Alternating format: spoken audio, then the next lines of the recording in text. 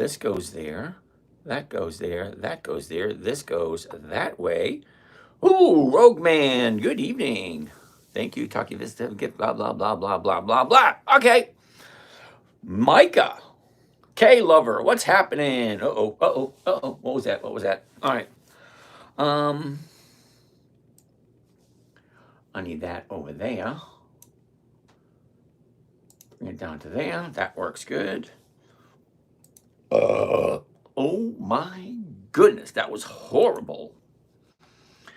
Get out of that.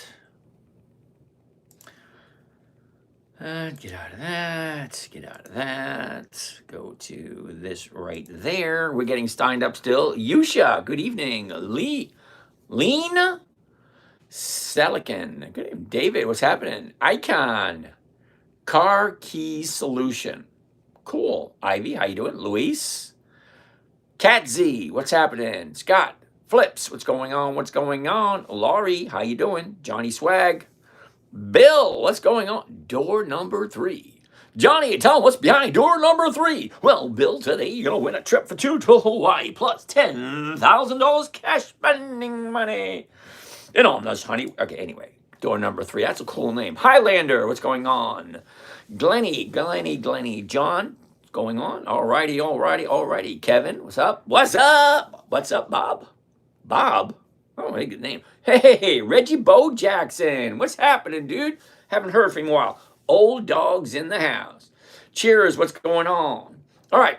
All that being said, good evening, everyone. My name is James. This is Dividend Stock Talk, brought to you by The 10MinuteTrader, where I invest in dividend stocks for weekly cash flow. Take you along for the ride.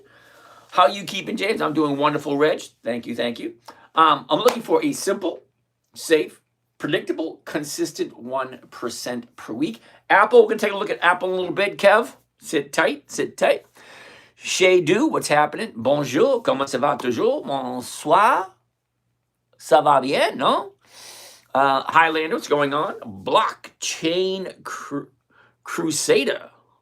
Cool beans. Alrighty. Highlander, you need to hold a stock for a month to reap dividends. Absolutely not. 1 to 2 days. That's about it.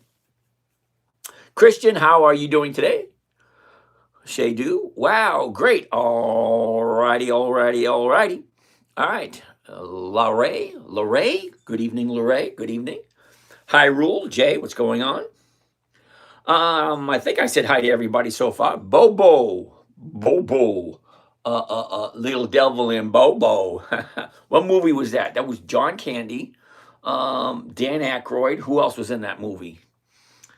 With what's her name? I'm interested in your techniques. Highlander, good evening. Now, Highlander, if you want to have a chat, drop me a DM with your phone number. I'll give you a buzz. Mike, what's happening, Mr. Mike? Thank you.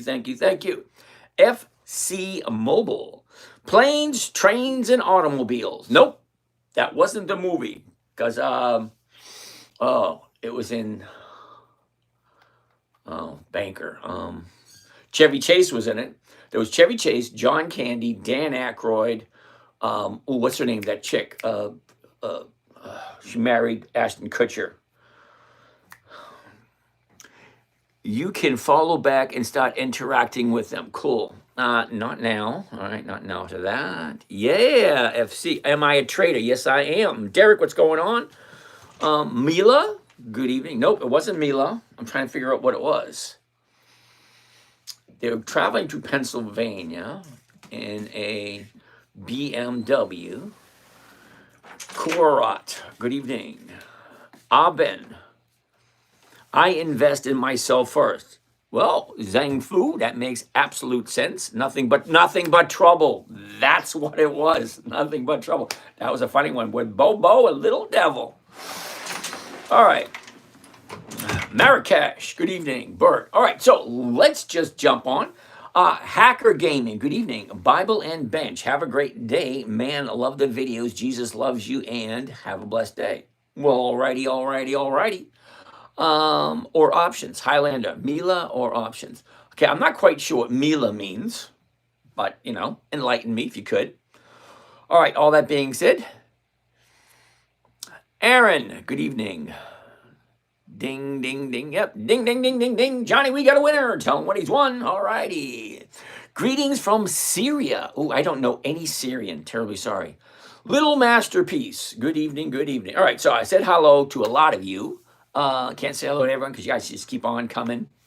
That being said, let's get started. First one, you know what? We have Mara up. Let's take a look at it. I love this spot right here in the last week or so. So let's zoom in and take a good look at Mara because, you know, Mara is on the list and I do have some of those. Mila Kunis. Well, she wasn't in that movie, Nothing But Trouble. That was way before her time. All right. I'm from Ireland and Hungary. Well, if you're from Ireland and you're hungry, that's a great place to get something to eat right off of Main Street. Anyway, okay, I'm sorry, just being a little silly. All right, so let's take a look at Mara. What I want to do is I want to pull back because I have a certain strategy. Now, let me briefly explain what it is I'm looking. It might make things a little bit easier, okay? First and foremost, I'm looking for a qualified dividend stock, a good company. Now, when I say a qualified dividend stock, well, I'm looking for something that has 2 decades, that's 20 years of increased profits. Because for me, it doesn't make sense to invest my money into something that's not profitable. Basically, I'm giving my money to the CEO, the CFO, and the management team just to make sure that my money is safe and that I can get a safe, predictable return on it. Well, what I'm looking for is just 1% per week. Now, I know you all know your math. Math is pretty easy. 1% a week is over 50% per year. And that works for me. I don't know about you guys. I don't know what brought you here, but welcome to the show. If you have any questions, please ask the question just once and do me a favor. If you want me to look at one of your stocks, I have no problem with that whatsoever. But if that is what you're going to do, make sure the company has dividends, make sure it has weekly options, and preferably a company has dividends for more than 2 decades. Now, someone's mentioning something about Demi Moore and Ashton Kutcher, ex Mila Kunis is his current wife. Yeah, I was just talking about Demi Moore was in the movie with John Candy, Dan Aykroyd, and Chevy Chase called Nothing But Trouble. That was way before Mila Kunis was even online. Okay? But, yeah, I get it. Chino, Sabine Vincent. Sabina Vincent. Cool. Leon Eon Din. Okay, I didn't even read that one. Steve Fitz, what's going on? Bert, what's going on? Okay, so that being said, Mecca Millie, good evening. All right, now I do a certain, let's call it for better words, routine. A plus B equals C. Okay? Okay, Kaldeep, we'll take a look at Tesla in a little bit, and I'll explain to you why we're going to look at Tesla. TSLA. Okay, I'll take a look in a little bit. I have a routine. A plus B equals C, so on and so forth. I do this, and this. Well, first thing I always do is, number one, take a look at the 1-year chart. Now, anytime I take a look at a 1-year chart, because, hey, we're investing in dividend stocks, or we're investing in the stock market. So we got to know what direction is the stock price going? What are the other buyers and sellers doing in relationship to the stock that we're looking at? Well, right now, we're looking at Mara, M-A-R-A. When I say the other investors, well, today alone, 60, that's a 6, 4, 7, 64,700,000 shares traded today on this. I'm just one person, okay? I have no way possible that I can do 64 million shares of Mara. Ain't happening. I have a couple thousand shares, that's about it. But 64 million shares traded today. So in order for you to get you don't even have to get a jump on the other traders. You just got to do what's comfortable and right for you. Now, what's right for me may not be right for you. So what I'm looking for, simple, safe, predictable, consistent 1% per week First thing I want to do first, always, the 1 year chart. I'm looking for 5 things. The 5 things I'm looking for should take 3 to 4 seconds. Are you ready? High, low, where was it? Where is it? And what's the direction? The direction is simple. You take your little finger like this, down, up, down, up, down, up. Okay, that's the direction for the year. The high's here, the low's here. We're somewhere in between the high and the low. Fine. That's okay. I don't want to buy it at the high because it doesn't make any sense. Okay, when it's at the high, that's the time to sell, not the time to buy. Now, when it's at the bottom, well, that's a time to keep an eye on it because stocks go down, hit the bottom of the year, and then turn around and go back up again. Well, the bottom of the year was 2 months ago. Well, now it's going back up again. The high was here, the bottom's here. Now she's going back up. That's what I want to see in the first 1 year chart. We're going to look at the other charts in a little bit, but before we do, we want to check and make sure the numbers are right. So I got a 5-step rule. Okay, we're going to get to that in a minute too. But let's take a look at the numbers and see if they make sense. Well, currently it's at $16.41. That's the current price. So if I'm going to do a covered call, which is one of the safest trading strategies there is, I want to make sure that I have someone to sell it to. Because there's only one way to make money in the stock market. Buy low, sell high. Well, if the low's here, I want to buy it while it's low, and as it's going up, I want to do that. Washington, do me a favor, please don't do that. Washington, once or twice is great. You're just clogging up the screen, and I'm going to be forced to do this, and I hate doing this.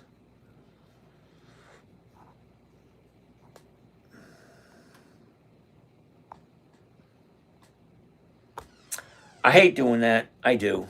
I had to block it because I just don't want to see that kind of stuff.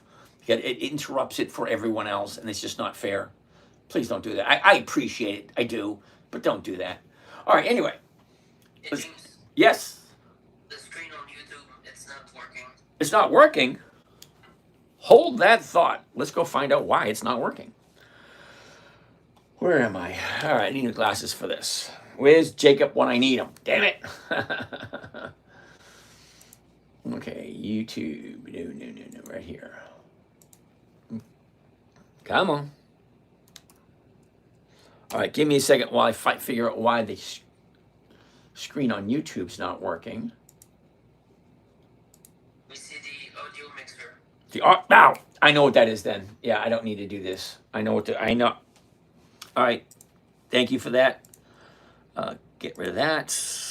Display. I got to change the display, and then we go that, and then we do this, and then we do this, and then we do that, and then we do this right there, that right there, and that right there, and give it about 2 or 3 seconds, and she should pop up. All righty. Sorry about that. It does happen. Hello, Epic. I have an econ degree. Dr. Fauci here is full. I have no idea what that means, but okay. Way to lose your money fast. Diversify and long-term approach. Fishmaster, I have no idea what that means. All in the past is so irrelevant to the future. Okay, not quite sure what you mean by that. All right, let's see. Fishmaster says Anthony Fauci 2003. I have no idea what that means. You can welcome them to continue to support your live with animated gifts. All right, Fishmaster, thank you for that. Wet your beak. I have no idea what that means. All right, all in the past is irrelevant, blah, blah, blah. Way to lose your money fast, diversify, and long-term approach. No idea what you mean by that. I have an econ degree. Dr. Fauci here is full. No idea what you mean. You can welcome, blah, blah, blah, blah, blah. Okay, fine, whatever. Anytime Market, good evening. How are you doing? All right. What's up? Big boy, what's going on? So I'm trying to say hi to everybody as they pop up. Dividend Stock Talk is on set. Up screen. Mux Capital, how you doing? Christopher Lee, hey James, the channel showing your full screen. Think of swim still in setup mode. Yep, got that figured out. Good evening, good evening, good evening. All right. So, Fishmaster, if you can explain, if you don't mind, what the hell are you talking about? Okay? I'm right here. I'm going to be here till 11:30. You tell me what you're talking about, and maybe I can understand a little bit. So let's get back to where we are. What the hell are we looking at? We're not looking at that. We don't need that at the moment. We don't need that at the moment. There we go. All right. We're looking at Mara. I'm looking for 5 things we did at the high, the low, which direction, blah, blah, blah. Before we do that, I like to do what is called a covered call. Now, there's a reason why I like the covered call. It's simple, it's safe, it's predictable. I know. Why does retracement happen? Are they engineered too? Okay, green, I have no idea specifically. Now, I know what retracement means. But without a picture, without any context, not quite sure what it is you're talking about or what type of avenue I should take in order to answer that. Because it looks like a statement, it doesn't really look like a question. Okay, you can call it what you want. You can call this accumulation, you can call this retracement. You can call it whatever you want. I say it goes up, I say it goes down. Some people call it accumulation, some people call it retracement, some people call it profit taking, some people call it escalation. Some people call it stock going up. Some people call it stock going down. Whatever word you want to use, stocks do 2 things and only 2 things. And do not kid yourself that they do anything but 2 things. They go up and they go down. That is all they do. So if we like a stock, we got to find out what is the best way for us to invest our money, so to speak. Roger Sam, how you doing? So what I like to do, simple, safe, predictable, consistent. I like to buy a stock as it's in the bottom going back up because stocks go up. When they come down, they hit a bottom, they turn around, go back up again. You can call it retracement if you want. I call it profit taking because think about it. If you're here at 12 back in September at 12 and this thing jumps up to 30, think about it. $12 to $30 in a couple of months. Okay, that's 100, that's almost 150% increase from here to here. When it hits, you bought it at 12 and it's at 30. Are you going to take a profit? Well, yeah, once you start taking profits, then stocks start to drop. You can call it retracement if you want, but I call it profit taking. Because if you don't take your profit when it hits 30, other people are going to take their profits. And that forces the stock to go down. When it goes down, it gets to a certain point. And when it gets to a certain point, people take a look and say, holy cow, Mara at $10, I'm jumping in. And then the stocks go up. So you can use whatever terminology you want. I say stocks going up because it's cheap, gets to a certain point, gets a little too high, they sell it and then stocks go down. They go up, they go down. That's it. That's it. That's all. What do we have here? I would school this guy all day. Fishmaster, how are you today? Well, Fishmaster, I'm giving you the opportunity. You know, they have an old saying, okay? Put up or shut up. What do you got? You want to test my knowledge? Fire away. Okay? I'm looking for something specific. Simple, safe, predictable, consistent, 1% per week. Now, I've been getting 1% per week for over the last 15 years. I show all my trades on 3 accounts. I got 7. I show 3 of them. Every single trade I do. Timestamped, profit, loss, blah, blah, blah. All that kind of nice, neat, fun stuff. Now, I know a lot more than I'm giving away here for free, but I do draw the line and I teach one trading strategy for free here. It was created for my 9-year-old daughter. When she was 9, she said, Daddy, what are you doing? Can you teach me? Great. So how do you teach a 9-year-old? Within 10 minutes. Got to be safe, all that kind of nice, neat, fun stuff. So Fishmaster, you got a lot to say, but you got nothing to say. So where are you? Simone is in the house. Ben said hello, hello, hello, and apparently he disappeared. Okay, Epic, I don't do IPOs. Roger, Meta does not have 20 years of increased dividends. Gary, how you doing, Gary? Easy to say after the fact. Well, not so, Barry, because what we're doing here, you're new here, okay? Nope, still here. Same as every night. So, Barry, you're saying easy to say after the fact. Well, what we just started doing last week, we pick out 5 stocks, and I show you here as they progress. Now, last night we picked out 5 stocks. Well, this morning, I actually bought all 5 of them. So we're going to see how they progress during the week. So I'm not just saying this and looking at stuff from the past. I'm actually showing you as it progresses.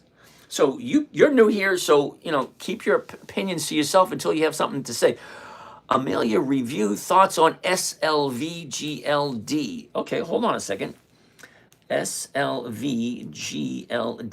Now, I can pretty much tell you right now, review, that those two stocks are not on my list. And the reason being, I have two criteria and only two. One is 20 years of consistent profitability. So let's take a look at SLV and GLD and take a look at how consistently they increase their dividends. So for that, we gone over to right here, Yahoo Finance. Now, I always tell someone, if you're going to be playing in the stock market, you need to have access at your fingertips, a good financial website. I like Yahoo Finance. I've been using it for 20 years. You can use Google Finance, you can use NASDAQ, you can use whatever you want to use. But for the fun of it, Amila's, is that Amila? Amila's review. Let's put it in historical data. And I want to take a look at those two. My debt is evil. Think can be a lot of money or no, it's in lost money. Okay, user 723A, I have no idea what that means. All right, so we want to look at, all right, this dude over here saying SLV. So let's take a look at SLV. SLV. Now, like I said, I'm looking for two criteria and only two. Consistent profitability and weekly options. So SLV, iShares Silver Trust. Lovely. Now, historical prices, because this is called the data stream. You got the month over here, the day, the month, day, year. Okay? So every single day the stock is traded, the data is right here. The opening price, the high of the day, the low of the day, the close of the day, and the volume of the day. That's just the stock information. What I want to look at is the historical prices for the dividends.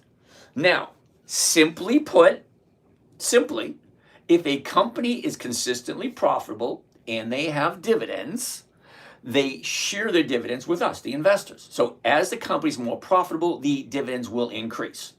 Okay? So just to let you know, SLV has no dividends. So it boggles my mind just a little bit why you'd come to a show, a live event, that says dividend stock talk. Dividend stock. See, the first word is the key word. Dividends. See, SLV has no dividends, so why are we looking at it? GLD is the other one. Well, let's take a look at GLD. GLD. Give it a second. Okay, now look at this. GLD has no dividends either. So, just to point out, anytime you come to, I don't know, whatever event you want to call it, right? The event basically says dividend investing for weekly cash flow. Yeah, I'm aware it has no dividends. You just popped up my TikTok. Yeah, so why am I looking at two companies or two stocks or two whatever you want to call these things that don't have dividends? So both of them for me are no. Because see, what I'm looking for, absolute worst case scenario, if it goes down, at least I'm getting higher and higher dividends every year. Well, think about it. If you're going to invest in the stock market, stocks go up, stocks go down. Well, what are you going to do when the stocks go down? If it's not sharing its profits and it's not consistently profitable, you're getting nothing. And it doesn't have dividends. Mark, I'm still trying to find out how many companies you need to make weekly income. One. That's all you need is one. Okay? Depends on what you want. If you ask a better question, you'll get a better answer.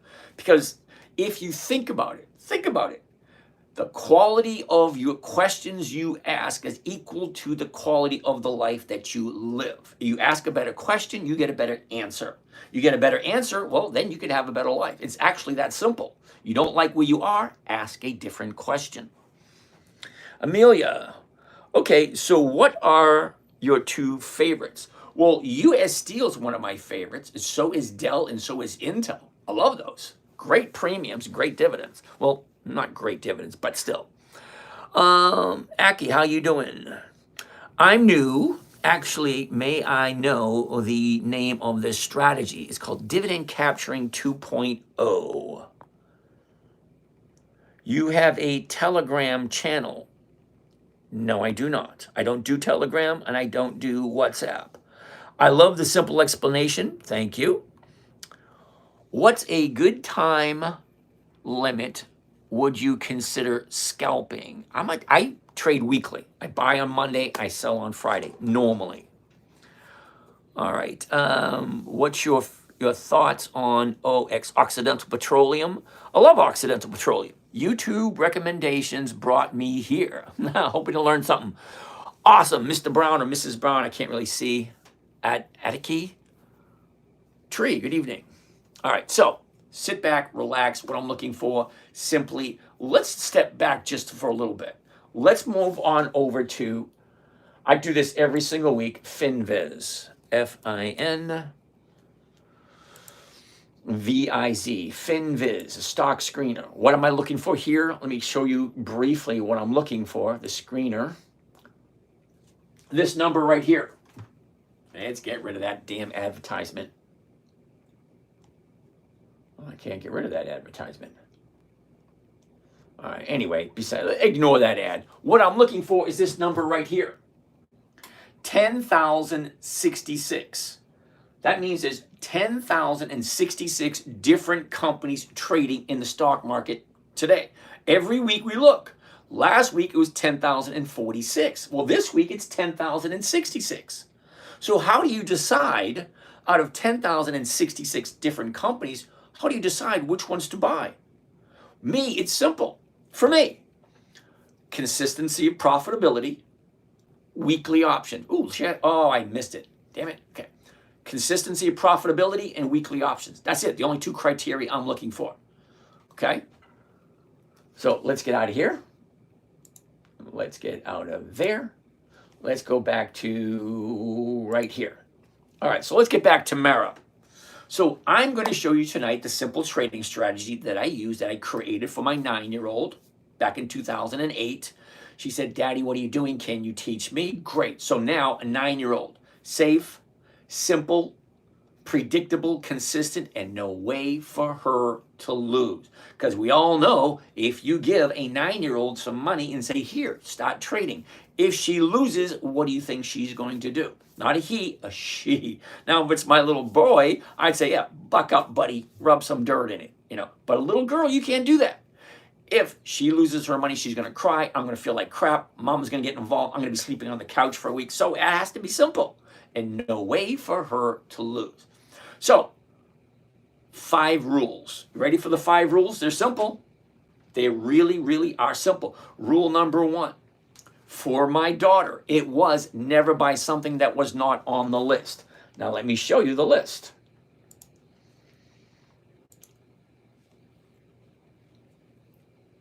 Here we go right here.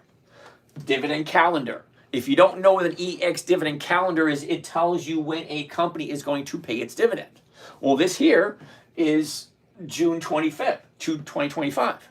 These are all the companies that have 25 years. 25 years. 25 years of increased dividends. If you want to know who they are, you ready? Dividend kings. Dividend aristocrats. Dividend champions. Dividend contenders. For the fun of it, we're going to throw in Warren Buffett's list, and I want to get your guys' opinion. Should we put Kathy, what's her name? Oh, crap. Kathy Woods. Should we put Kathy Woods' list on there? I mean, she does control one of the biggest funds there are. I don't know. Should we? I don't know. Is she a good trader? Does she pick good stuff? Is it something we want to look at? Okay, I got to stop these questions here for a second. All right, hold tight. We're going to get to some of these questions. Just sit tight for a second. Big Tizzy, what's happening? Jim Clifford, what's going on? Okay, what do we have here? What is your thoughts on Occidental Petroleum? I like Occidental Petroleum. Sit tight. We're going to get to Occidental Petroleum. Kathy Woods, yeah, thank you. So the EX dividend calendar for my daughter, the 5 rules were: number 1, if it's not on the list, it's an automatic no. Now, to get on the list, 2 criteria, and only 2: increased dividends, weekly options. That's it. FTD, isn't that like a florist company? FDT. Hold that tight. Hold that thought. All right. So, rule 1, if it's not on the list, it's a no. If you don't understand the stock, if you don't want to own it for the long term, don't buy it. That's rule number 1. Rule number 2, never sell at a loss. Rule number 2. Rule number 3, make sure the company is consistently profitable. Why would you ever invest money into a company that's not profitable? That boggles my mind. And you will see tonight, people will ask me to look at stuff, and I'll be shaking my head saying, what the hell were you thinking? Because there's a lot of them out there. Every single night, there's, without fail, somebody gives me something to look at, and I'm scratching my head thinking, what the hell were you thinking when you bought that? Rule number 4, weekly options only. Okay? Because the only way I'm going to get weekly cash flow is for something that trades on a weekly basis. Or sit in front of my computer. I have no desire to sit in front of my computer whatsoever. Okay? Contrary to popular belief, I'm not on my computer all day. I'm off for about an hour or 2 in the morning with the trading group, because there's a lot of you guys out there, just on my own, 10 or 15 minutes. That's it. For me personally. But for you guys, it takes a little bit longer because I got to explain it. Anyway, rule number 5, make sure all the numbers work. Now, we are going to take a look at stocks, and we're going to go through all the trades just so you can see exactly how I do it. And I don't gatekeep, and I don't cherry pick. Okay? You're going to give me a stock, FDT. I'll take a look at it. I'll give you my opinion. It may be a yes, it may be a no. I'm thinking it's going to be a no because I never heard of it. Now, I've been trading long enough to know which companies are consistently profitable, which ones are a yes and which ones are a no, for the most part. Very rarely does somebody come up with something that I've missed, for the most part. So FDT, let's take a gander at it. FDT, FT Development ETF. Hell no. See, was that quick? I don't do monthlies. 20 June, 18 July, 17 October, 16 January. Those are months of the year. Okay, which means for a covered call, for what I do, I can only trade it once a month. Now think of it to yourself. Think closely. If you're going to get a rate of return for each option that you sell, I don't buy options, I only sell them, because 80% of all options expire worthless, so why the hell would I want to buy one? If 80% expire worthless, why would I want to be on the losing team? 20% actually win, make money, 20%. I'm not that good to pick 20%. I'm a hell of a lot good. I'm a hell of a lot better at picking the 80%. So I sell options. So if I'm going to get 1 to 2% for each option trade I do, a monthly option, well, I'm going to get 12 to 24% a year. Now, some of you might think, well, I love 24% a year. Why would you take 24% a year when you could get 50% to 100% per year? Simply, safely, predictably, consistently. Okay, I love those Lees. Invite them all. Even invite David Lee over. Come on, David Lee, come on. All right, anyway. So, weekly options only. FDT, sorry, dude. I don't do monthlies. They just don't work for me. All right, so it's going to be a no. So next one on the list, let's go back to Mara, because that was up already, and I do have some Mara. So let's see how quick it is.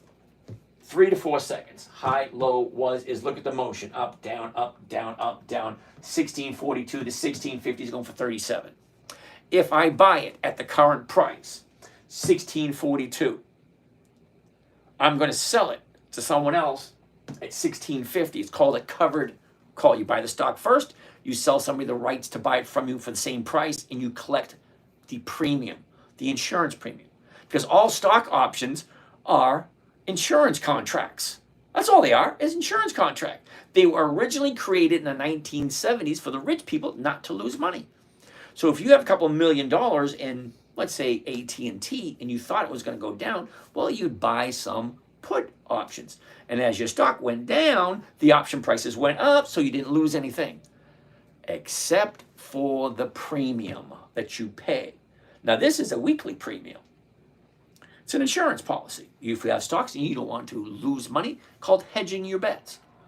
So if you think your stocks are going to go down, you buy a put. And if your stocks do go down, the puts go up in value so you don't lose any money. That's what they were originally intended for. Someone came up with a great idea. So, well, let's take these options and twist them and turn them so we can make money on them. Well, great. Buy the stock, sell the option, collect the premium. Easy breezy, right? Mara. If I'm buying at 1642 and I sell it to someone else at 1650, do you remember why I said simple and safe and predictable? Well, I'm going to show you how it's predictable and how we can make money off of it. So let's take a look at Mara, because Mara did come up this week as a contender. All right, so a year ago, Mara's at 1967. We top out the year in the end of November at 33.33. So here's something that you should know for those of you that are new. For those of you are new here, if you are not willing to buy something at $30, have it go down to 10, that is a 66% decrease. Okay? If you cannot buy it at 33 and not sell it, watch it drop all the way down to 10. This is not a game you should be playing, because stocks can do that. And sometimes they do. So pick a stock, pick a good stock. Never sell at a loss. The ideal thing to do is to sell a covered call every single week. And we're going to do a couple of those. Let's do one right now. The low of the year, right here in April, 970. Yeah, computer fuzzer. We're going to take a look at Tesla. And I'm going to explain to you why I'm changing my tune on Tesla. Has nothing to do with the fact it has dividends or no dividends. It has something to do with the fact that that Tesla is not the car itself. It's the computer company. What they are doing and where they are going. They are a mover and a shaker, and I hate to do it. I really do, because they don't have dividends, and I hate the fact that they don't have dividends. But you can't fight what's coming. What's coming is robotics. There are going to be robots. There are going to be trips to the moon. There are going to be colonizing it. And you're going to look back, and in 50 to 100 years, you're going to look back, well, who's the one who invented the robots and the moon land, and what do you call it, the colonizing in Mars? There's only one person who's doing it. Okay? So you can't fight it. Anyway, so let's keep it. Here's the low right there on the 8th. Now let's zoom in. Okay? High, low is, look at the motion. Up, down, up. It's currently on the upside. You can't argue that. Here's the high, here's the low. Okay, it's going up. It is. So 30-day. Now, I like looking at the 30-day chart for the reason being is I like to know where it's going this week. Okay, here's the, I got to move that.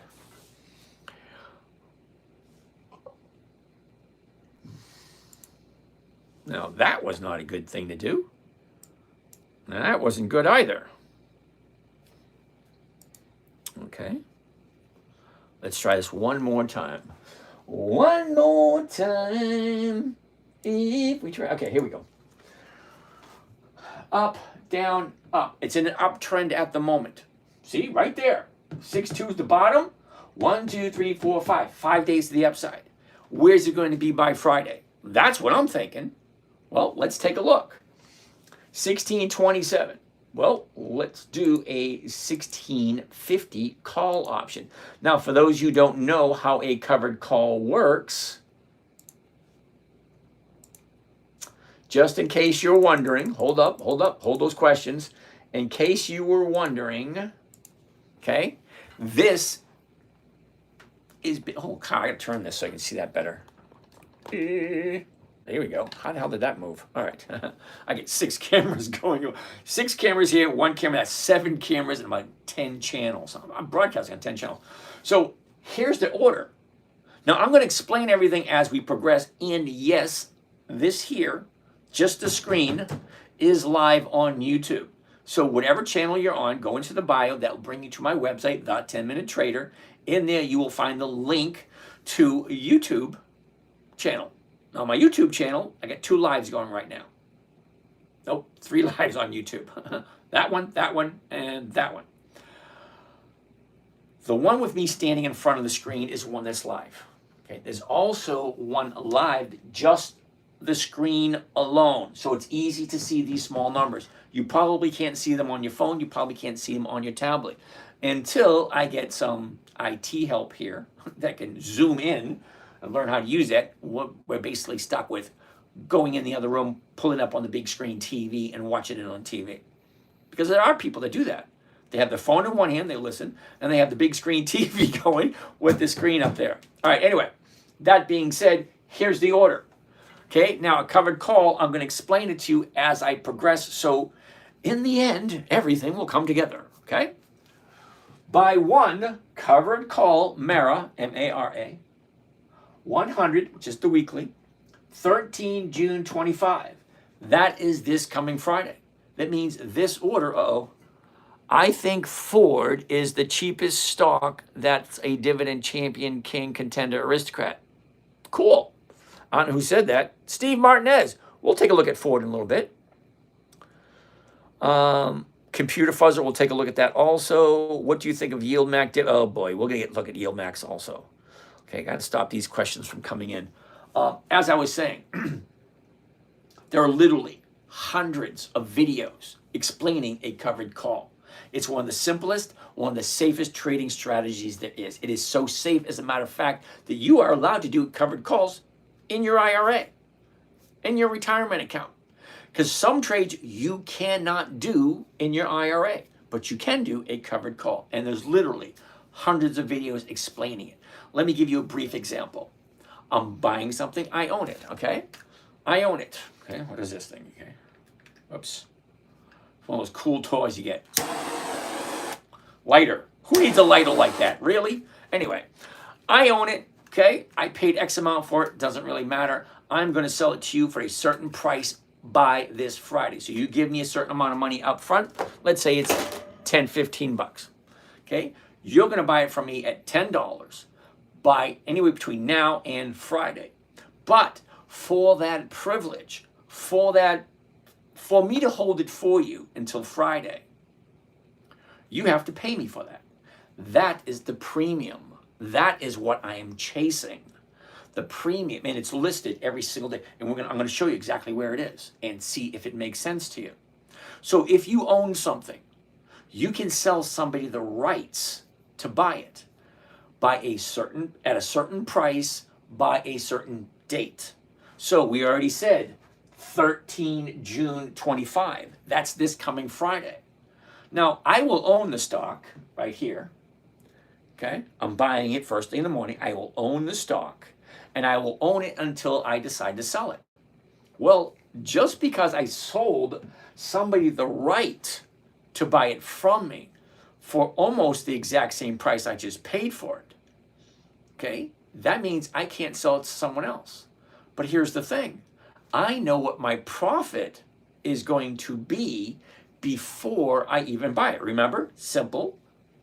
A covered call is one of the simplest strategies. Safe is one of the safest trading strategies. Simple, safe. Predictable. I forget sometimes. Predictable. This is my profit right there. It already tells me what my profit is. Consistent. Simple, safe, predictable, consistent. Predictable, I know what my profit's going to be. Consistent, I can do it every single week. Because that's why I want weekly options. Every single week, I can get a check. Every single stock I have possession of. I have control of. I sell a covered call against it every single week. I consider it as a cash producing asset. If I take 15, 20,000, put it into this, I want 1% a week. So what's 1% of 10,000? 1% of 10,000 is $100 every single week. By the end of the year, I got $5,000. 500, yeah, about 5,000. 100, yeah, 5,000. Whatever. Anyway, simple, safe, predictable, consistent, no way to lose. Okay, so here's my profit, $47.50. What is the cost? The cost of the trade, including commissions and fees, right there. So to find out the rate of return, we need to get the calculator. Unless you can do it in your head, and I don't think everybody here can do it in their head. So let's get the calculator up here.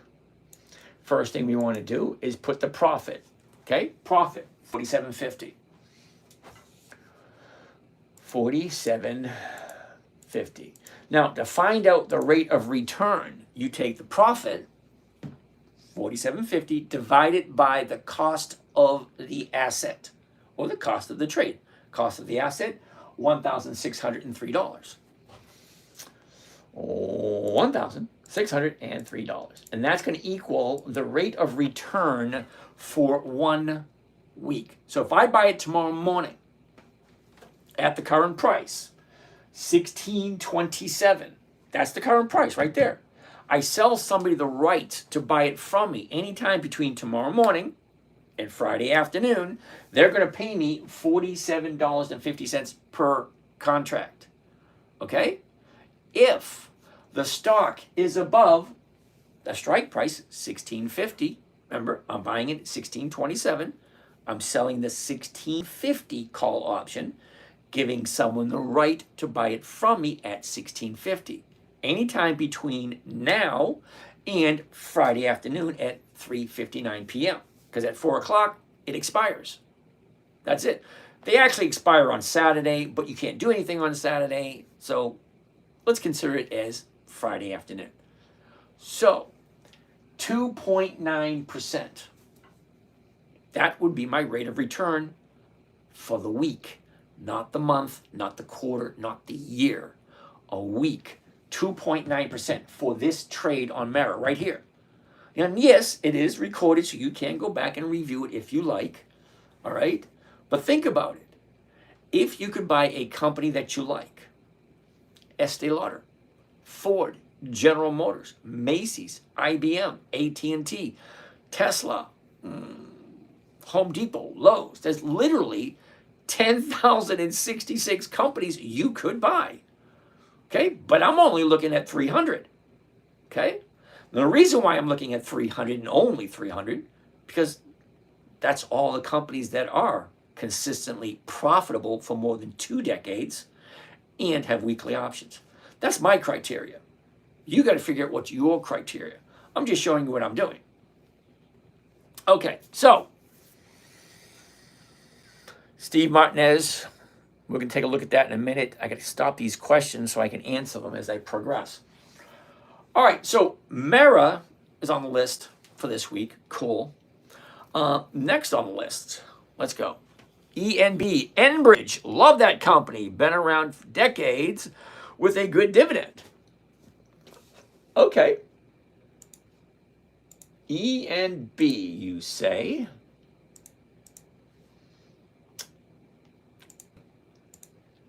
All right, here we go. ENB, Enbridge. Well, would you look at that? Enbridge is a monthly optionable stock. 20 June, 18 July, 17 October, 16 January. So, who wrote that one? Big Brain. Big Brain. I love Enbridge. I do. I don't trade it because it doesn't work for me. Okay? I don't do monthlies because the numbers just don't work for me. If I was going to get weekly income from Enbridge, ENB, I'm going to sit in front of my computer and watch this stupid thing all day. Yeah, no thank you. Okay, I have better things to do with my time.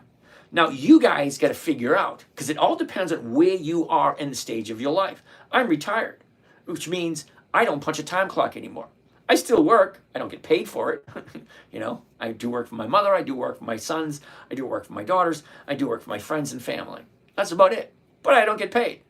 So you guys are punching a time clock, putting your 40, 50 hours in every single week. You have to take that money and you got to put it somewhere. Because when it's time for you to retire, you got 2 choices and only 2. Where's your money going to come from? You got to invest it yourself or give it to someone else. That's it. There's no other way. It's coming from someone else, or you're taking responsibility and you're doing it yourself. Okay? And I can pretty much guarantee that nobody has as much interest in your money than you do. All right, so Enbridge, terribly sorry, dude. It's a no. Okay? The numbers just don't work for me. Hope all is well, Big Brain. Thank you very much. How do I feel about VOO? Holy cow. They are on wrong show. Yes, they are, Gary. Uh-oh. Well, what? Wow, you guys keep coming up with these questions. The channel showing you, okay, got that one. Good evening, blah, blah, blah. Why does retracement happen, blah, blah, blah. Nope. I love the simple explanation. You got it. You have a Telegram. No, I do not. I'm new. Just sit back, relax. You will see it as it unfolds. What's a good time limit? I look at the one year chart, the 90-day chart, the 30-day chart. That's about it.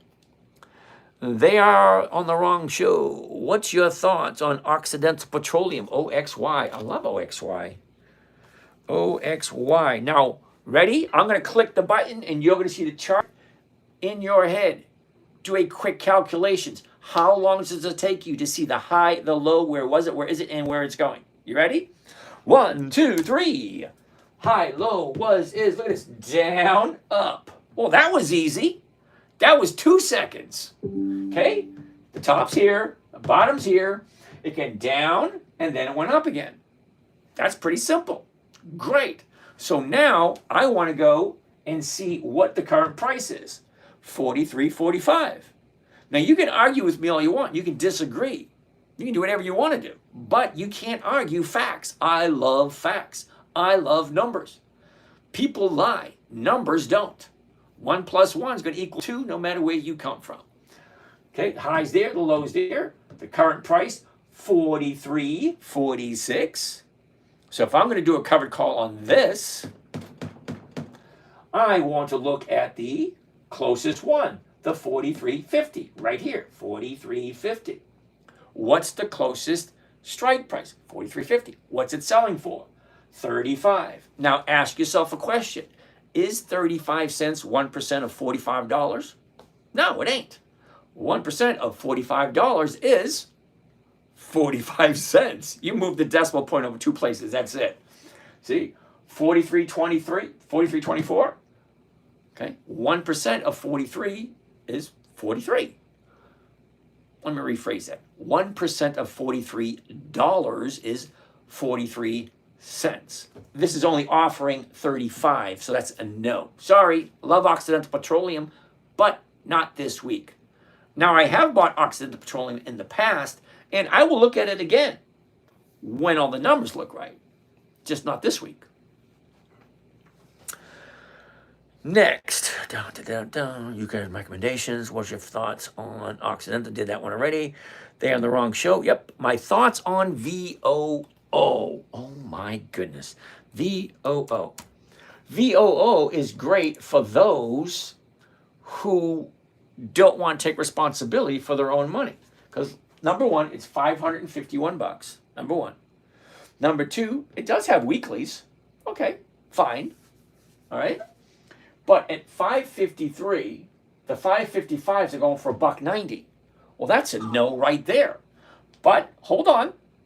It actually gets worse. VOO. Let's go take a look at the historical performance on VOO and see how wonderful they are with their dividends. Okay? Okay? Vanguard S&P 500 ETF VOO. You're basically giving your money to a computer. Haven't you seen enough Terminator movies? I saw 2001, was it 2000? Yeah, 2001, A Space Odyssey. Yeah, no, I wouldn't trust a computer with my life. All right, so let's take a look at all the dividends from VOO. Now, VOO, I got to mute you guys. I don't know who's coming up with the feedback over here. Feedback. iPhone 31. All right, come on. iPhone 31, mute. There we go. All righty. All right. So number one, VOO only has 15 years, listen closely, 15 years of dividends. That's not increased dividends, that's just 15 years of dividends. So let's see if they actually increase them. All right. Now, 2010, the very first dividend is 55 cents. The second dividend is 52. Hold on a second. Now, correct me if I'm wrong. I'm sure we all know our elementary math. But if the first dividend is 55 cents, shouldn't the next dividend be higher? 56, 57, 59. Why is the second dividend lower than the first? Now, when I say consistently increase profits, wouldn't you jump to the conclusion that increase means higher, not lower? The second dividend is lower than the first one. All right, so that's one going backwards. 55, 52, backwards. 53, 57, 58, 68, 57. That's two backwards. Where are we? Right here. 64, 64, 68, 94, 67, three times backwards. 73, 78, 91, 77, four times backwards. 80, 87, 98, 90, five times backwards. And we're still in 2015. 2, okay. 95, 109, 1, six times backwards. 95, seven times backwards. 88, eight times backwards. 129, 99, nine times backwards. 101, 117, 118. What's 118? 118. 118, 108, 10 times. 115, 120, 128, 145, 138, 11, 130, 12, 142, 117. I'm going to stop right now. Okay, we're at 2019, and we got 13 times this thing went backwards. Now, when I say consistency of profitability, okay, let's take a look at a stock, and I'll show you exactly what consistency of profitability should look like. Now, ask yourself a question. Would you invest money into a company that's not consistently profitable? When I say consistently profitable, I mean higher and higher and higher and higher dividends. Well, let's take a look at this one. Microsoft goes all the way back to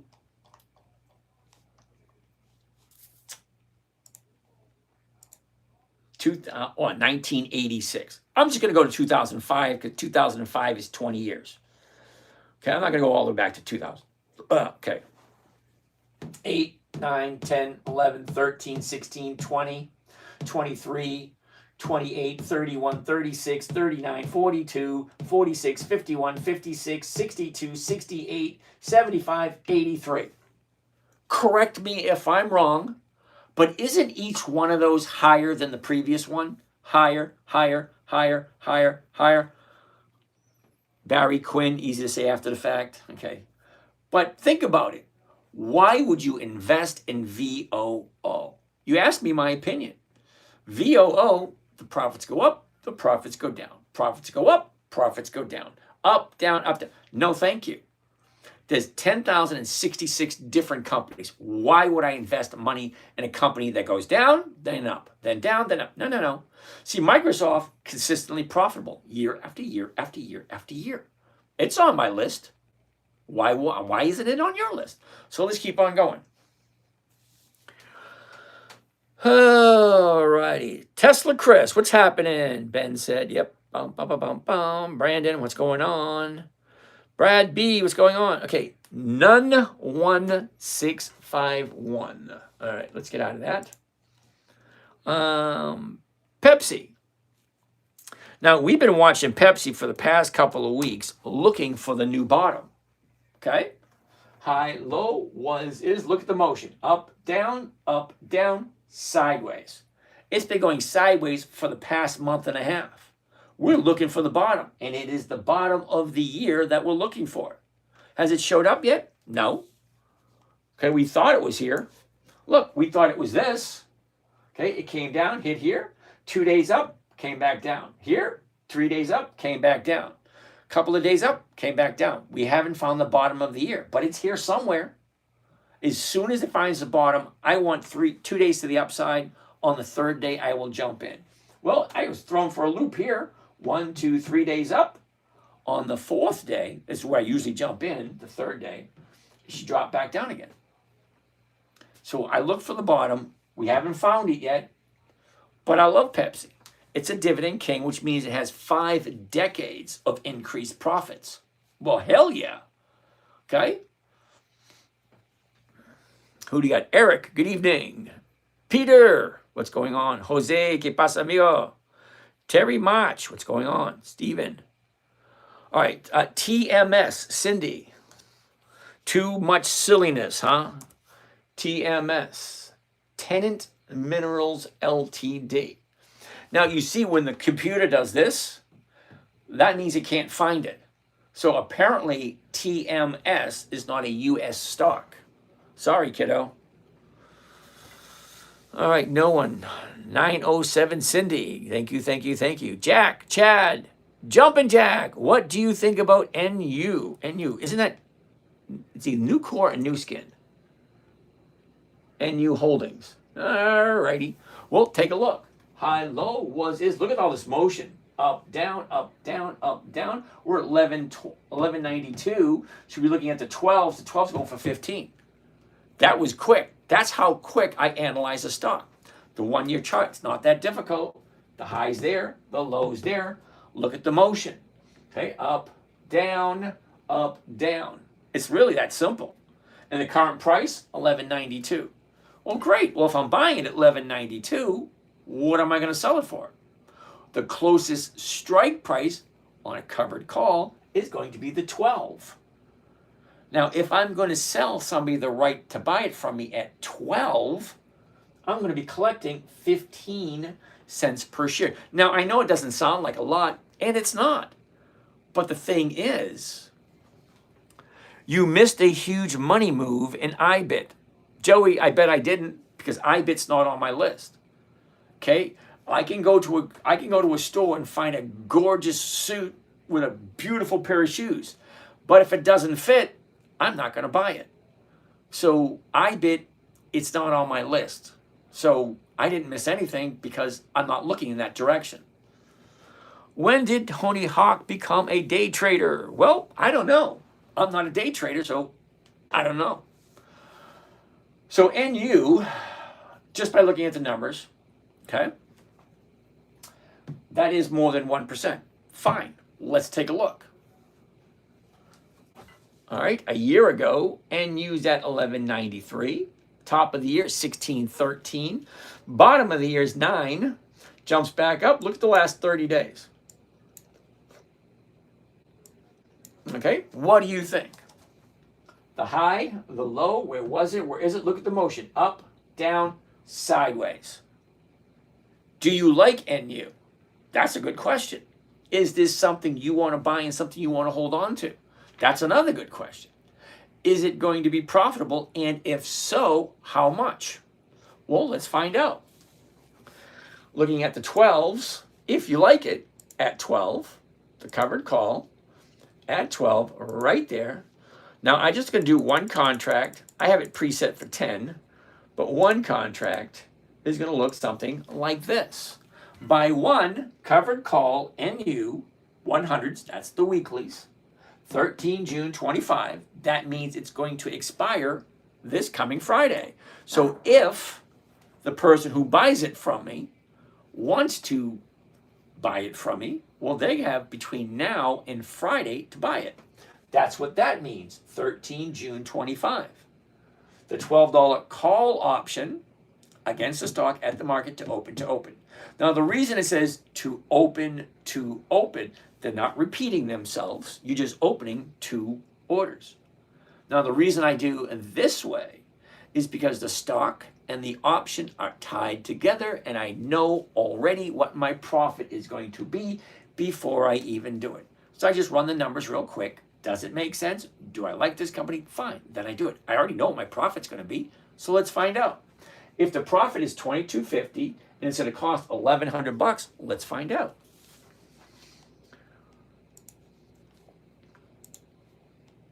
22.50 divided by cost of the trade, including commissions and fees, 11.78. That comes to a grand total of 1.9. What is that one? NU? 1.9. I don't remember the last one we did. What was the last one we did? I forgot. I usually write them down when there's a good number. Brian Kelly, what's the best stock? Well, Brian Kelly, I really couldn't tell you what the best stock for you is because I know nothing about you. And I always tell someone, if you have the desire to chat and write your number down and I'll give you a call. Do you like Pepsi and thinking it's about to pop? Well, yeah, as soon as they find the bottom. What's the best dividend stock? Yield Max. Okay, what do I think of Yield Max? Well, most Yield Max stocks aren't 20 years old. Okay, I'm looking for companies that have 2 decades of profitability. Yield Max hasn't been around for 2 decades, so none of them actually fit what I'm doing. But I don't tell people what to do. How do you feel about LIGM? Brent, how are you doing today? Oh, look at No Labs, up 98% today. Okay, Joey V, got to give me the ticker symbol. Ligma. What the heck is Ligma? All right, hold on. See, that's that one. Get out of there. Get out of there. Go back to here. Go back to here. Go back to here. And what were we talking about? Ligma? Never heard of it. Ligma. Hell no. See, if the computer can't find it, that means it's not a U.S. stock. Usually. Little Monk, ask you for more money. No idea what that means, Little Monk. Okay, Jumping Jacks. How do I feel about SoFi? SOFI. Interesting. Interesting. But before I go any further with SoFi, let's go over to Yahoo Finance because I'm pretty sure there's a reason why I don't buy SoFi. SOFI. So let's see how wonderful SoFi is with their... that's why I don't buy SoFi. There are no dividends in the selected time frame. So why would I buy SoFi? The one before NU was Mara. Yeah, Mara's already on my list. Believe 3-in-1 wants to take a look at Kraft Heinz. Now, Kraft Heinz is a dividend king. KHC. Okay. Now, Kraft Heinz, if you're looking at the chart, here's the high back in August. The low was back in May. It was 34 a year ago. It's at 26 now. She went up, she went down, she went up, she went down, and now we're here. Okay, it's not at the bottom, because the bottom's 26. We're at 26.48 now. So it's actually bouncing off the bottom. The company's over 100 years old. All right, so let's take a look. So the 26.50 is actually going for 22 cents. So as much as I love Kraft Heinz, it's not 1%. So why would I buy it? Because I have a lot of stocks that do give 1% or more every single week. So why would I buy one that doesn't do it? ARKK, but no dividend kings. Then why am I looking at it? ARKK. Okay, it's going to be a no regardless because I don't buy at the high. ARKK, it's at the high. Okay, ask yourself a question. When is the last time somebody said, hey, this is at the high of the year. It's never been here before. Let's buy some and wait for it to go higher. Ask yourself, does that make sense? It's never been at 63, so why the hell do I want to be the one to buy it and hope and think it's going to get 63 just because I buy it?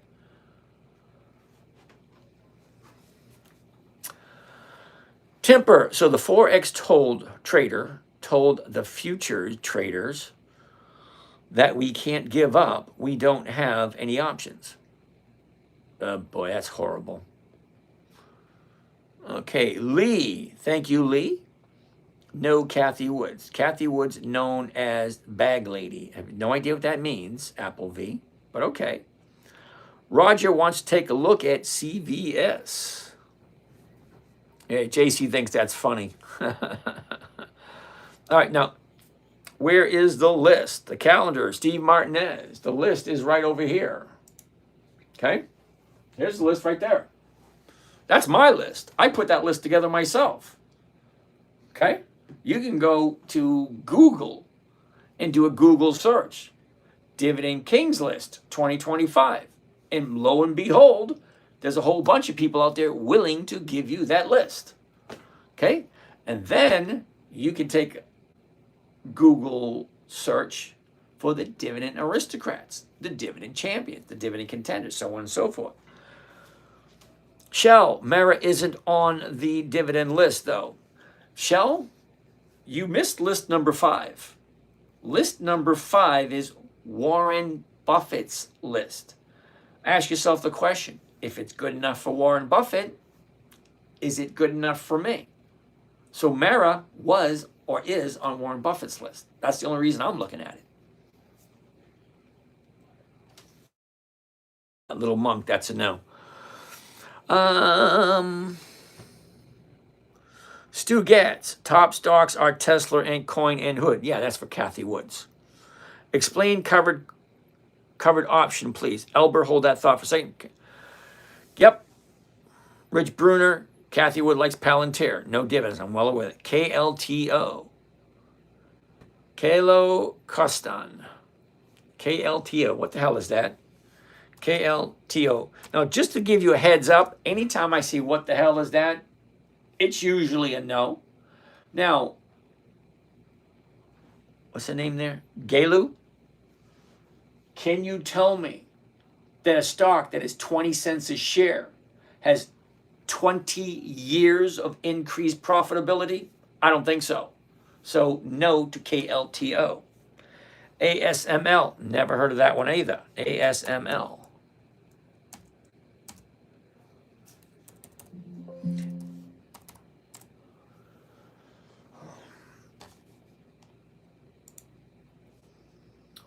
ASML. Ashmill Holdings NVADR, $720 a share. Well, I don't trade stocks over 250, so that's a no for me. Sorry. James, your wires are about to unplug. There's no slack in the, see the cross your room. How the hell do you see that? No slack in my wires? Anyway, I'm not worrying about it, but thank you there, Jesse. You must be in a good mood. I'm always in a good mood. Destiny and Jory, have a good night. Thank you, thank you, thank you. All righty, all righty. All right, so let's keep on going. What else do we have here? You buy 100 stocks and then what? Well, Elber, if you buy 100 shares of something, you now have what's called a cash-producing asset.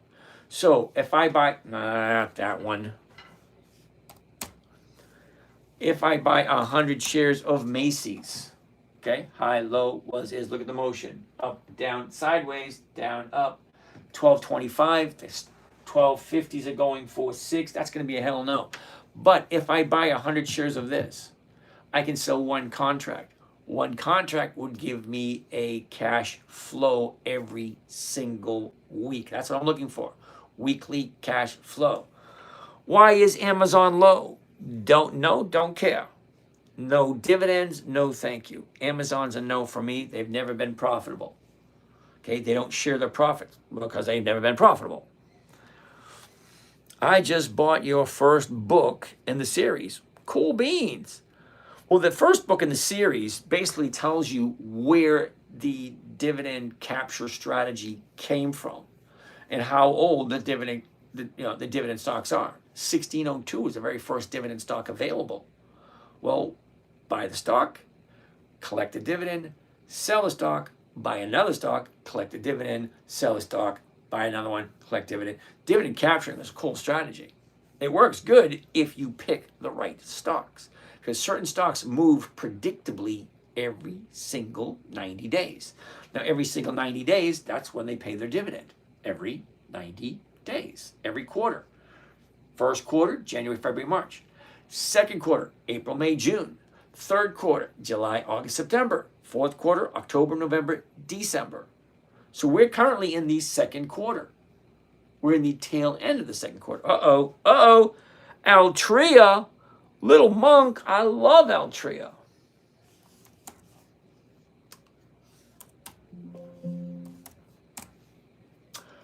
Ouch, it's going to be a no for Altria. Let me explain why, little monk. Do you see where the high is? Okay, the high was a couple weeks ago. Now it's coming down. Look at the low of the year, 44. Goes from 44 to 60. That's what? A little bit less than a 50% increase in 1 year. Well, now look at all this area for profit taking. So now she's coming down. So no to Altria. Okay, look, up, down, up, down. 1, 2, 3, 4, 5. 5 days to the downside. She went from 56 to 61. Now, 56 to 61 is only $5. But $5 on a $50 stock is about right around 10%. So when the stock jumps 10% in less than 30 days, well, yeah, there's going to be profit taking. And when you have profit taking, stocks go down.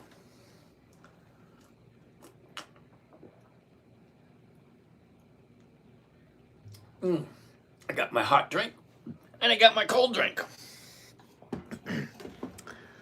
So you got two drinks. Reason being, the hot drink is good for the throat because I'm not used to talking so much. The cold drink, in case I get thirsty. Isn't that weird? I get thirsty, I want something cold to drink.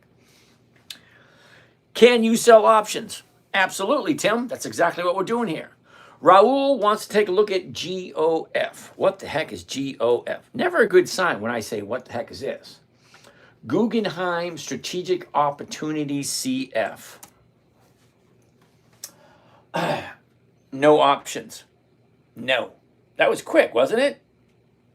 No options, no thank you. No dividends, no thank you. Brent, SUGMA. That's going to be a hell no. SUGMA. Imagine that. It's a hell no. Can't even find the symbol. Did we talk about Ligma? Yeah, we did. LIGMA. Okay, can't find that symbol. So it's not available in the US stock market. It's the gift that keeps on giving. Shugma? I have no idea what that means. Do you trade calendar spreads? Joey V, yes I do, but I don't teach it here. Sorry. All right, Finished Work of Jesus. Okay, I just bought your first book, thank you. Don't think I'll be here in 50 years. I don't think I'll be either, but I can always wish. Do you spit or swallow? Oh, great question. James, Amazon still sells Rolodex. That's cool. Did we look at STRK? STRK. Yeah, we did. And it's a no. STRF. STRF. It's a no also. Imagine that. Okay. Southern Lips. CVX. That Chevron? CVX. Chevron. Okay, here we go. High, low, was, is. Look at this. Down, up, down, up. Okay, 140. The 141 is going for 129 to 137. Not quite there. No, don't get me wrong. I love Chevron. Every once in a while, it has a great premium. Just not this week.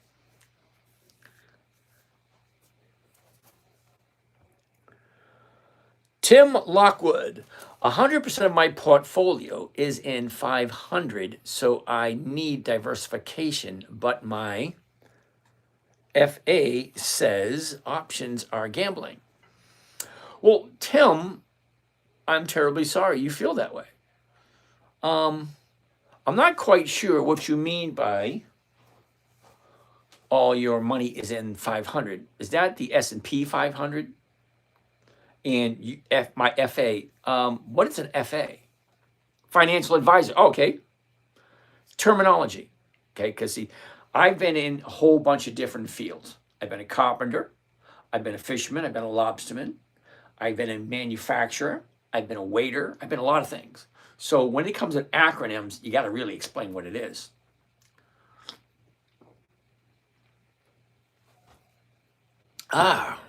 Tim Lockwood, break the screen, tap it harder.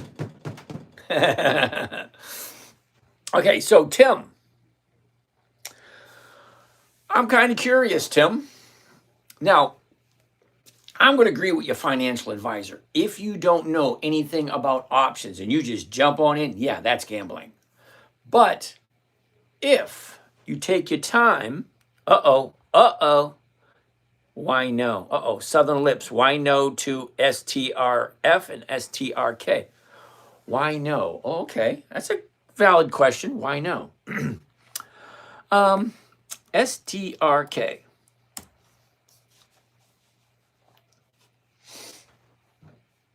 No options. The word's right there. No. No options, no thank you. Okay? STRF. No options, no thank you. Okay? The only way I'm going to get weekly cash flow from either one of those stocks is by sitting in front of my computer and watching it move. Yeah, that's a no. No, no, and no. Okay, Mr. Habib. Okay, DJT, no dividends. Brand new company, got to wait at least 18 years to see that one. User, TQQQQQQQQQ. Okay, now you may like it. Okay, high, low, was, is, look at this. Up, down, up, down, up. Great, let's zoom in. What do you think? Last 30 days, here's your bottom, here's your top. Now, does that look like something you want to buy at this moment in time? Seriously, think about it. Now, I'm not even going to go into the crappiness of the dividends that TQQQ pays, also the yield that they pay, but why would I buy something at the high of the 30-day period? Southern Lips, what about MSTR? MSTR.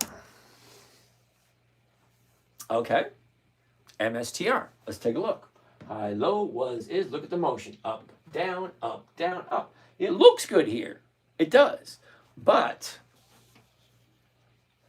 need my glasses for this part. MSTR.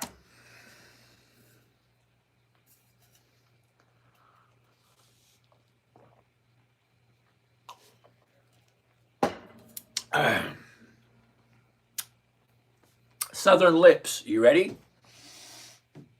There are no dividends in the selected time period.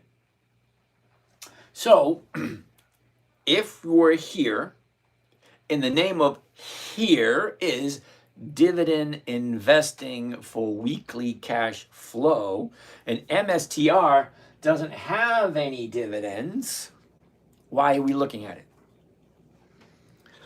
Look at Meta, planet known as Labs. MSTR hasn't been ever kept up with IBIT. Okay, let's get out of here for a second. IBIT, IBIT.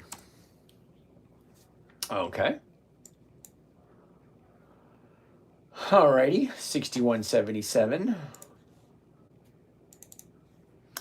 IBIT. Oh, iShares Bitcoin Trust. There are no dividends in the time period selected. So IBIT is a no. Ying, never heard of it. Y-I-N-G.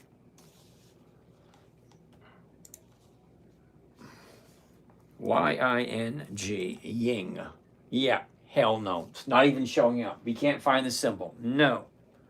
Okay, when I say, come on guys, when I say I want a good company to look at, That's a company. It's either Dividend King, Dividend Aristocrat, Dividend Champion, Dividend Contender, or Warren Buffett's list. That's 5 lists. That's over 300 companies that we can look at. I've gotten what, 8 or 10 different companies in a row that are all no, no, no, hell no. Okay, MSTY. Do you even look at what you're buying? Think about it. MSTY is not even 3 years old yet. And the dividends are unsustainable. Take a look at the numbers. Seriously, take a look at the numbers. Eric Land, hey, James, responded to your DM. Sorry for the delay. Been traveling for work. Cool beans. Shell, that's if the stock goes to zero. Rich Bruner, all right. Can you please explain your stance on yield max? Oh, boy. Oh, Jill got her Porsche. Said thanks. All right. The profit to loss on Mara doesn't make sense. Am I missing something? Profit to loss on Mara.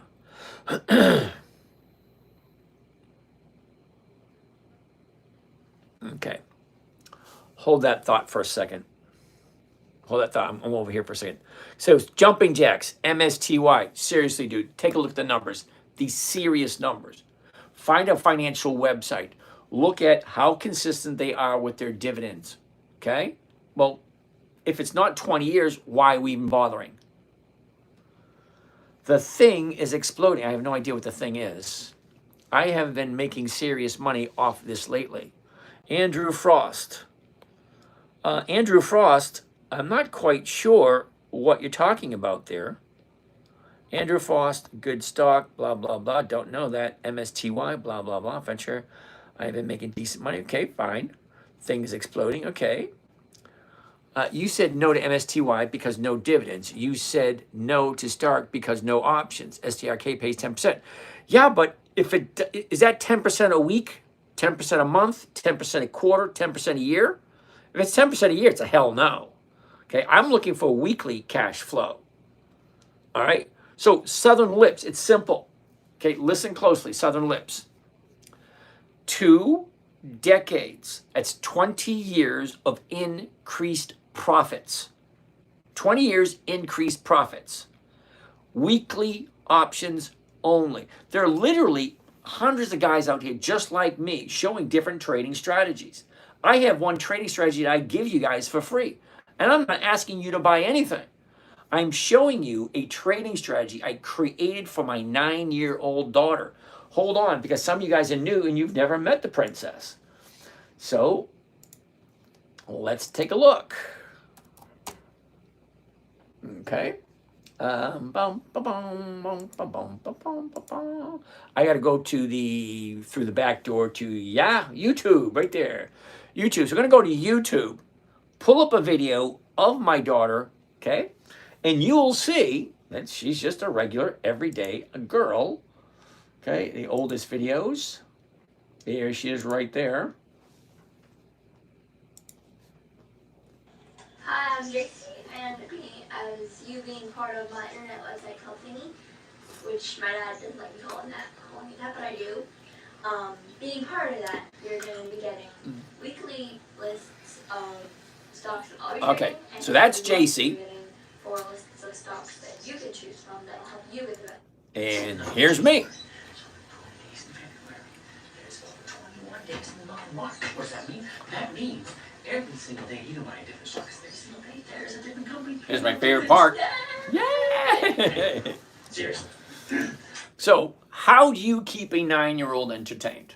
How do you get a 9-year-old to trade stocks? It was her idea. Daddy, what are you doing? Can you teach me? That's what came out of her lips. Can you teach me? Most adults don't get it. So for my daughter, it was simple. 1, never buy something that's not on the list. Well, you know what the list is. Kings, aristocrats, champions, contenders, Buffett, 2, never sell a loss. Defeats the purpose. 3, consistency of profitability. I don't know why you people miss this one. Consistency of profitability. Why are you putting your money in companies that aren't consistently profitable? Okay? Wildcat. Give me the ticker for yield max. Seriously, give me the tickers for YieldMax, and I'll tell you why I don't like YieldMax. Okay? I don't keep it on top of my head on stocks I don't like. So tell me what this symbol is, and I'll take a look at it. 4, weekly options only. 5, make sure the numbers work. I'm walking you through a few trades once you give me halfway decent stocks. It's not that difficult. Kava, when I say 2 decades, Kava does not have 2 decades of profits. Have you heard of Imagine Dragon? Love them. Did you see that Imagine Dragons come out with a stock? No, I didn't. LIGMA. Didn't we just look at LIGMA a little while ago and it was a no? Okay. Mushrooms. Temu stream. No idea what that means. Yeah, baby. QDTE. Yeah, I don't do that. Do you have an opinion on ETF that sells covered calls? It sells covered calls. Yield is 47. You got to give me the ticker symbol for that one. I'll take a look at it. Elber, can you explain the reason why dividends are part of your strategy when buying? Okay, number one, Elber, I don't buy options. I sell them. Is profitability only reason, or are you expecting some type of stock move? Ooh, that's another good one. Okay, hold that thought.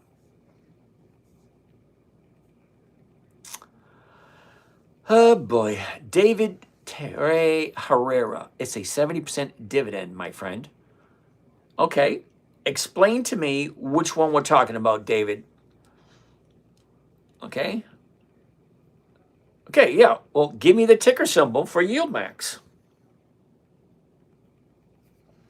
Andrew Faust. VGT. What the heck is VGT? Dum, dum, dum. Okay, VGT. Vanguard ETF. Okay, what part of weekly options did you not understand?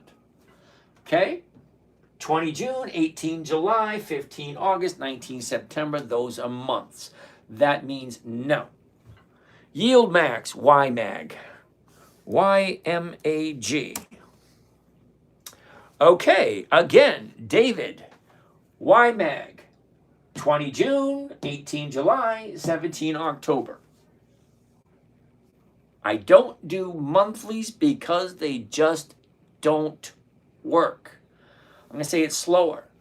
Weekly options only. The only way I'm going to make weekly cash flow from YMAG, okay, YieldMax, okay, is if I sit in front of my computer all day long watching it go up and down. Yeah, no, thank you. I'm 61. I do not want to sit in front of a computer all day. So there's your answer for YMAX. It's a monthly optionable stock. It's an absolute no. 2 criteria and only 2. 2 criteria and only 2. Consistency of profitability, weekly options. Months, days, I get them confused. All right, Andrew. Monthly, Brent, absolutely. Okay. Can you explain? Yep. Okay. So Elber wants me to explain the reason why dividends are part of the strategy. Okay. Okay, Elber, you ready?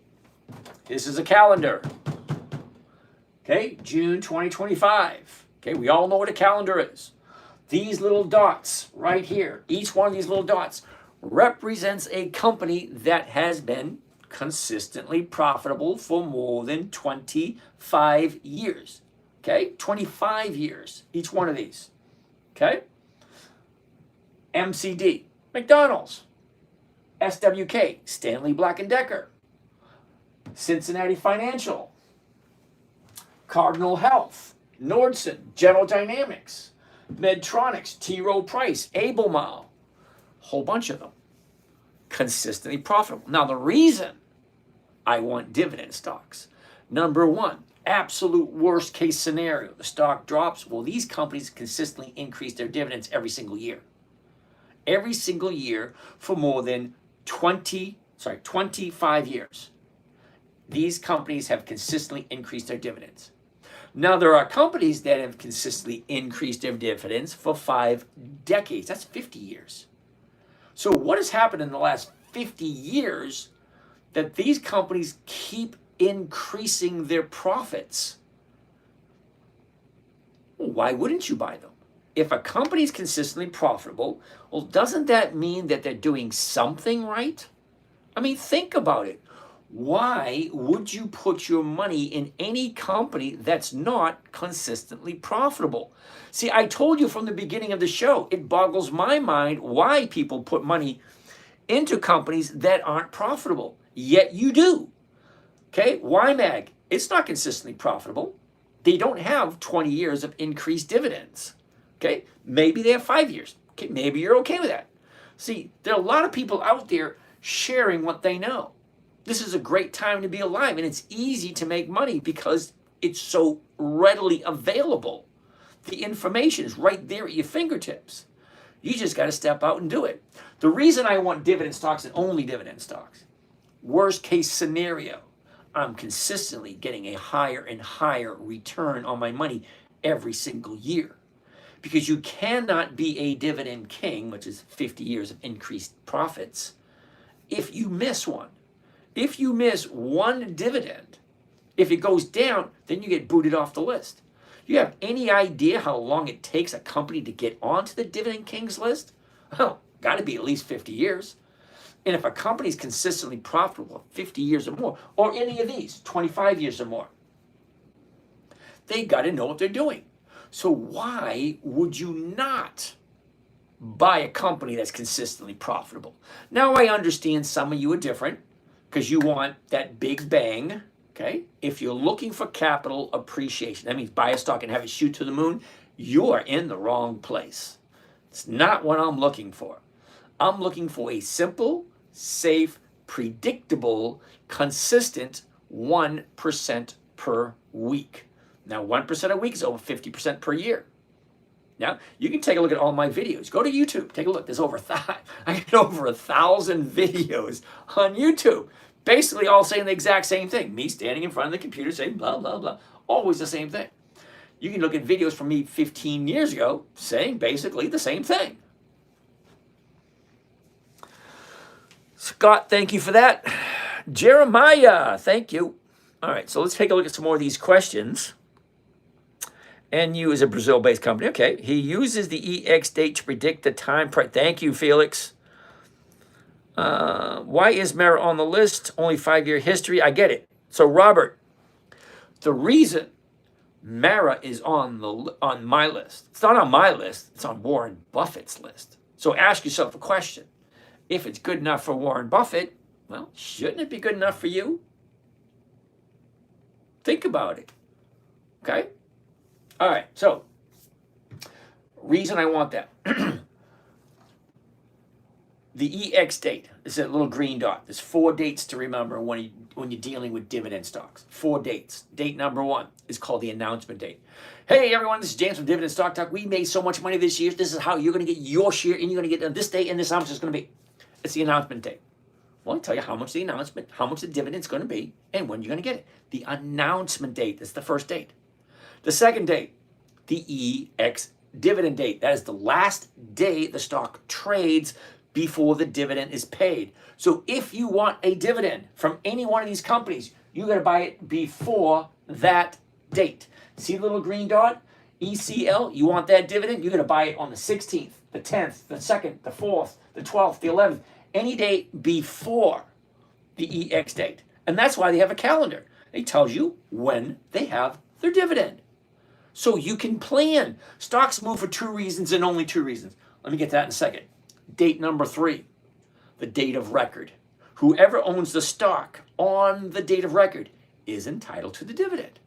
Date number 4, the payment date. Simple, you get your money. So, back to the 2 dates. Stocks move for 2 reasons and only 2 reasons.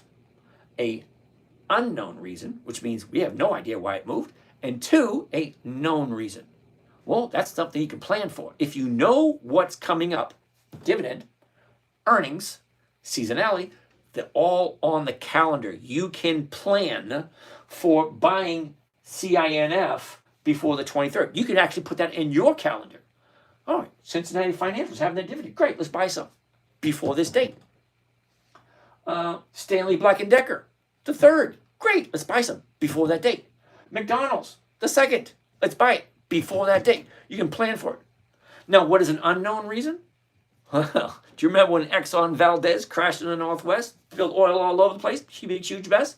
Did anybody know that was going to happen? No.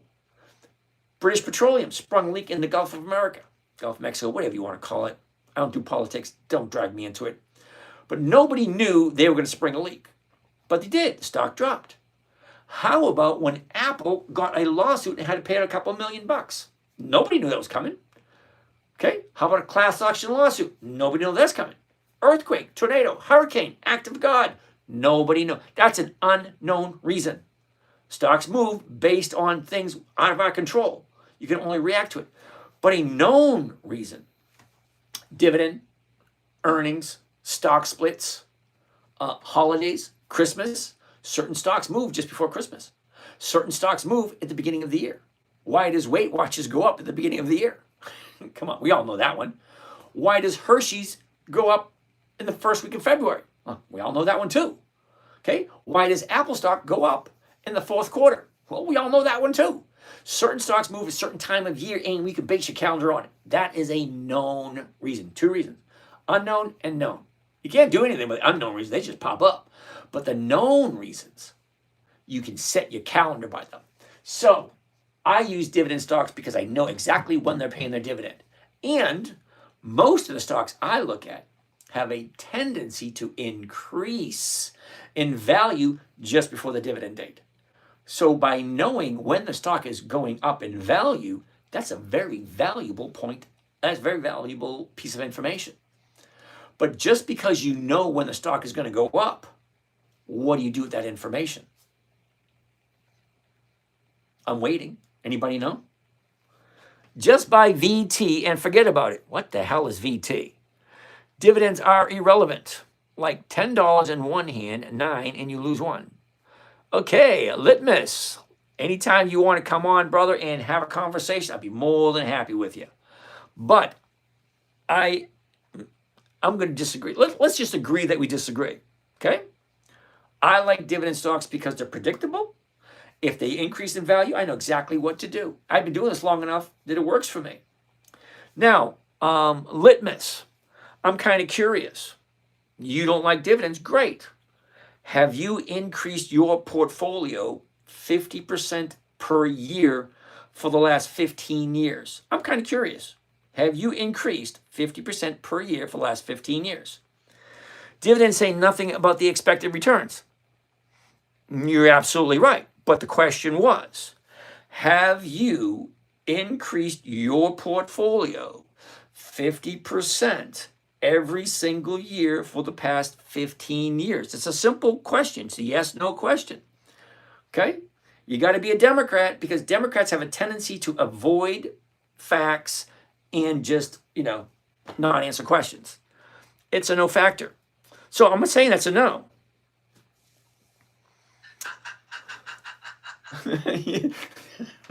If you can't answer a question, you either got to be a politician or it's a no. Okay? So think about it. Instead of being so negative and so pessimistic, open up your mind and ask the question. If I buy a stock on Monday, I sell a covered call against it on Monday, and I get 1% return for that week. And then the next week, week number 2, I do the exact same thing with a different stock. And then I get another 1%. So if I get 1% every single week of the year, doesn't that come to 50% or more? Non-factor, yes, I have, but I'm unique. I was early Bitcoin investor. My retirement, I'm in global. I have no idea what that means. Well, good for you. You know, they do say the sun shines on a dog's ass once in a while. Okay? Out of all the people on the planet, how many people invest in Bitcoin and are rich? Not a lot. I have increased my portfolio by a lot more than that. I got in Bitcoin when it was 99 each. Good for you. Okay? What are you doing here then?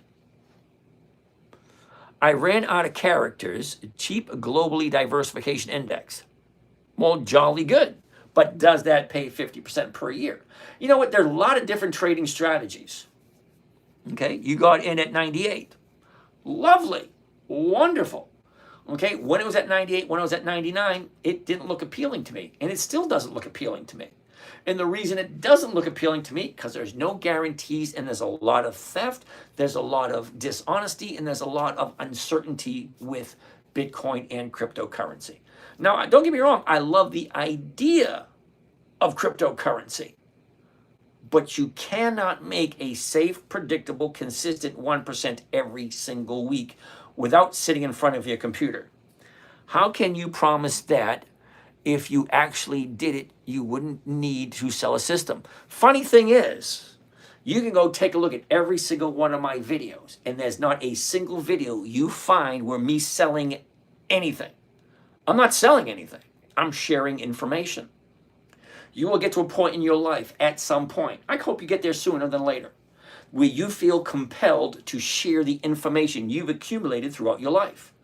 Because if you don't, all that intelligence you gathered throughout your life is going to go to the grave with you. And that's a huge sin. Write a book about your experience. If you have something to share with people, it's your responsibility to share it. You don't want to share it, that's just freaking greedy. I have no problem whatsoever sharing what I know. Either believe it, don't believe it. Okay? What are you doing here? If you're so rich, why are you here? This show is growing on me. Shrad, thank you. Let's keep on moving along. SRPT. But your information is misleading. Dividends are empirically proven as irrelevant. Awesome. That's awesome. Great. Now, if dividends are irrelevant, please tell me, how do I get 1% every single week without sitting in front of my computer? They have no bearing on expected returns. He has 300 plus in his other TikTok. Okay. But Litmus, you're not actually giving me the answer that I'm asking. My question is, if you know of a way where I can attain 1% every single week in 10 to 15 minutes with no risk, no simple, safe, predictable, consistent, and no way for me to lose. How can I do it? Can't do it on Bitcoin because there's no way to get money on Bitcoin unless you sit in front of your computer all day long. Ain't no way. Funny thing is, he's silent now. He has nothing to say. A lot of insulting. You know what's great? I love insults because they say if you don't have enough negative people in the world, I'm not doing a good enough job. I love people that are negative. Bring it on. Tell me something that actually has some substance to it. Okay? So the theory is, if I can obtain 1% every single week of the year, and there's 52 weeks in the year, that is a 52% per year simple interest. Compounded is like, I think it's 64, 66. But I'm waiting for the answer. The capital value of the stocks goes down by the same as the dividend paid out. You're absolutely 100% correct. What else you got? You haven't told me how to get 1% every week safely. Come on, I'm waiting. We love and appreciate you, James. Thank you, Raffaello. You keep parroting 1% a week. Is that paid out in a dividend or earnings? No, it's neither. It's paid out in a premium, an insurance premium payment on a weekly stock option. Come on, what else you got? Let's go. Let's hear it. Don't where am I? Trade. There we go. Uh-oh. Yep, back to here. And what do we have next? While he's coming up with something good, Let's see what we got. Happy Monday, everyone. SRPT. Warren, what is SRPT? SRPT. I'm not ignoring you. I'm waiting for you to come up with something else, Litmus. SRPT. What is that? Sarepta? Never heard of it. Okay, I'll give you the benefit of the doubt. Let's check out Yahoo Finance while we're waiting for Mr. Litmus to come up with his next insult or his next stroke of genius. What am I doing? No. I'm going to here. All right. And what are we looking at? SRPT. SRPT. SRPT. All right. In insurance premium, I don't follow. Are you trading options? Yeah, see that, Litmus? You don't know everything. Okay, stock options, calls and puts are insurance policies. They were originally created in the 1970s so that rich people didn't lose money in their stock portfolio. If you thought your stock was going to go down, you'd buy a put. As the stocks drop, the put option increases, so you don't lose any money. However, a stock option, you have to pay a premium, either a monthly premium or a weekly premium. What do we got here? Sarepta Therapeutics. There are no dividends in Sarepta. I am a CFA. I know what options are, but where is the 1% coming from? Oh my goodness. All right, so SRPT is going to be a no. Hold on a second. I haven't forgotten you. What one did we come up with? We came up with a good one. Apple. Ooh, let's take a look at it. AAPL. Apple. Okay. Robert, can I sell stock in an actual EX dividend date and still get the dividend? No. Okay. In order for you to collect the dividend on a dividend stock, you have to buy the stock before the EX dividend date, and you cannot sell it until after the date of record in order to collect the dividend. Shred, I've been selling puts on Tesla. Works well, except when Elon loses this shit. I got that one. Many stocks that, yes, tonight. Yes, we have. Hold on, I'm still on Litmus here. You're a CFA. Okay, great. And you have no idea where the 1% is coming from? Let's check this out. Now, you're familiar with Apple, AAPL. 30 days ago, here's the high, 212. It dropped down to 194. Jumped back up. We're currently sitting at 201. So just for the fun of it, let's buy it at 200. Okay? Let's buy it at the current price. Oh, it's 202.50. Here it is, right? 202.50. You seeing that? 202.50. Shake your head if it's yes. Okay. So the current price is 202.50. So if I buy 100 shares at 202.50, right? I now have the ability to sell my 100 shares of Apple at 202.50. It's called a covered call. Selling a call option for somebody to buy this stock from me at this price by this date.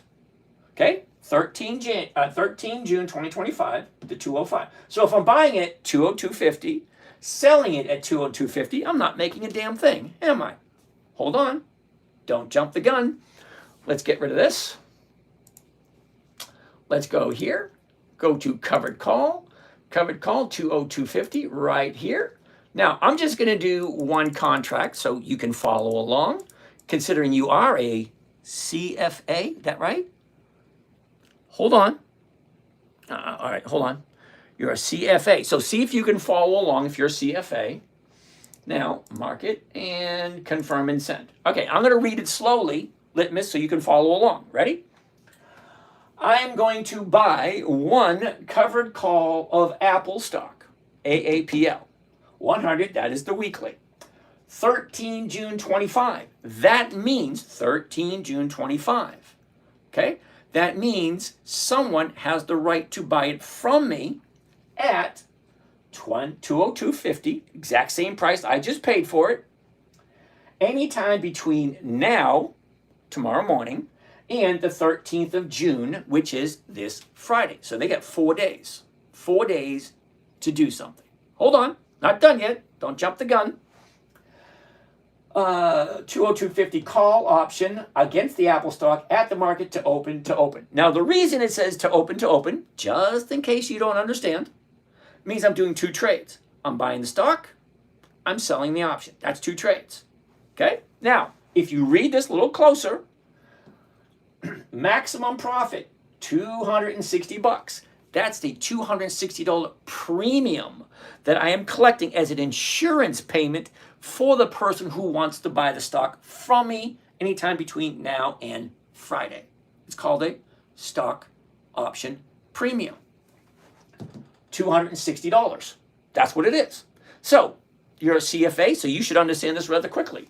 We're going to take out our calculator, and we're going to take the profit, $260, and we're going to divide it by what it cost for that trade, for that 100 shares of Apple. Well, it's costing me $19,990 to make 260. Follow along. I'm slowing down. Okay, divided by $19,990. Now, you ready? That, my friend, is 1.3%. It's not 1%, it's 1.3%. But hold on a second. I'm not done yet. That is if it is an all cash account. Hypothetically speaking, if I had a margin account, I can get a little better return. So let's see what that is. Clear that. The profit is still the same, 260 for the contract. Okay, I'm going to divide it by right here, buying power effect. So this is a margin account. So in a margin account, I only have to put up half the amount of money, and the broker puts up the other half. Don't panic. I'm going to get to that in a minute. I know what you're thinking. Okay, $9,865. So let's do the math there. Profit is still the same, 260, divided by, okay, buying power effect, which is the amount of cash I get to come up with in a margin account. So divided by 9,865. So just in case you missed it, it's 2.6% for 1 week. Now, let's go over the bad part about it. Well, number one, the bad part about it is its margin, which means I'm borrowing that money from someone. I'm borrowing it from my broker. Now, my broker charges me 8% per year. However, if I'm making 1% every week, which is 50% per year, and I'm paying 8% per year to borrow that money, well, I'm thinking as a CFA, well, if I'm paying 8%, I'm making 50, I'm profiting 42% on borrowed money. That's about right, correct? Now, I also understand the risks involved. What happens if the stock goes down? Well, okay, let's take a look if the stock goes down. If Apple goes down, and it does, it goes up, it goes down, we all know that. So if it drops, what am I going to do? Well, I still get to keep this 260. And if it is 202.49 come Friday, well, I still own the stock, and I still collected that money. And then next week, I can do another covered call and pick up another 1 or 2 or 3%. Okay? Now, I know that you do cryptocurrency and you're okay with it and you're a CFA. And I don't understand why you don't know this. If I can make 1% a week, borrowed money, I can make 2 or 3% a week. Why is it you don't understand that? So let's see what you got to say to that one. Robert, can I sell a stock on the actual EX dividend? Yes, you can, but you won't get the dividend. Whoever owns a stock on the date of record entitled to the dividend. You just wait an extra day. Shrad, I'm willing to put, okay, Tesla. Yeah, we did that one. Okay, we did that one. Yeah. I think you have to repeat that like one more time for the CFA to grasp the ideas that you're sharing here. Maybe go a little slower. Go, okay. Litmus, do I need to go a little slower? Okay, Litmus says, covered calls limit the upside, and you have to be holding the stock unless you're leveraged. Okay, now you're under the impression that I care about the upside. I honestly could care less about the upside. So you're a latecomer here. I'm not looking for capital appreciation. I'm looking for cash flow. Okay? Cash flow, not capital appreciation. What's the ACE buy tomorrow? I have no idea what that means. Okay, so litmus, what else you got to say? Yeah, I'm aware that it limits the upside. I could care less about the upside. You missed that part. There are still risks. It limits your upside. Okay, so let me see if I can say this slower so you understand. I don't care about the upside. I'm not looking for capital appreciation. I'm looking for cash flow. You also pay taxes or any income. No, I do not pay taxes, because if my account is in a corporate account, if it's in a corporate account, it's taxed as income to the corporation at corporate levels. Also, they are off, the profits are offset. I want me to go slower. Melatonin. Okay, melatonin, you know this is recorded, so you can go back and listen to it. So yeah, taxes ordinary income depending on how the account is held. If it is held in a corporation, is taxed at a corporate level. Profits of one part of the corporation can be offset by losses of the other part of the corporation. Also, if it is in the hold on a second, let me think of this right word. Pension. If it is in the corporation's pension fund, there's no taxes on it until it's taken out. Also, if it is in a private foundation or a private trust, no taxes. So whatever you want to say, whatever you have to say, make sure it's something other than what everyone else has already said. So you're saying basically everything someone else has already said to me over the last 15 years. Okay?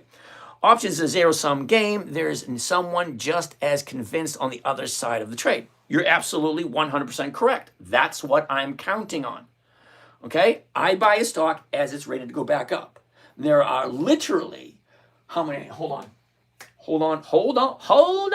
a minute. Let's go out of there, out of there, out of there, back to here, and back to here, and what do we have here? All right, here we go.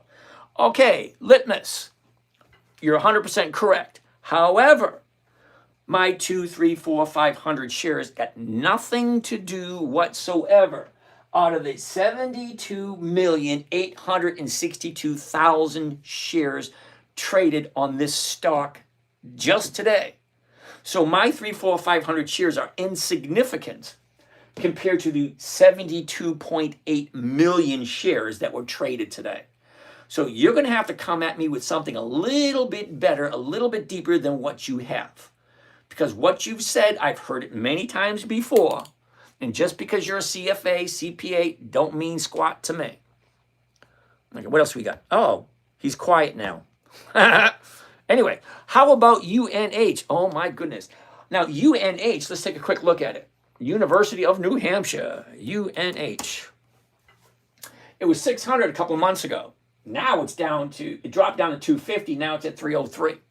Explain to me what you think is so great about UNH. Now, I don't do UNH because it just doesn't fit. I don't do stocks over 250 because it just doesn't make sense. If I can get a better return on a $30, $40, $50 stock, why would I look at a $300 to $600 stock? Think about it. Okay, when this baby falls from 600 down to 250, that had to hurt.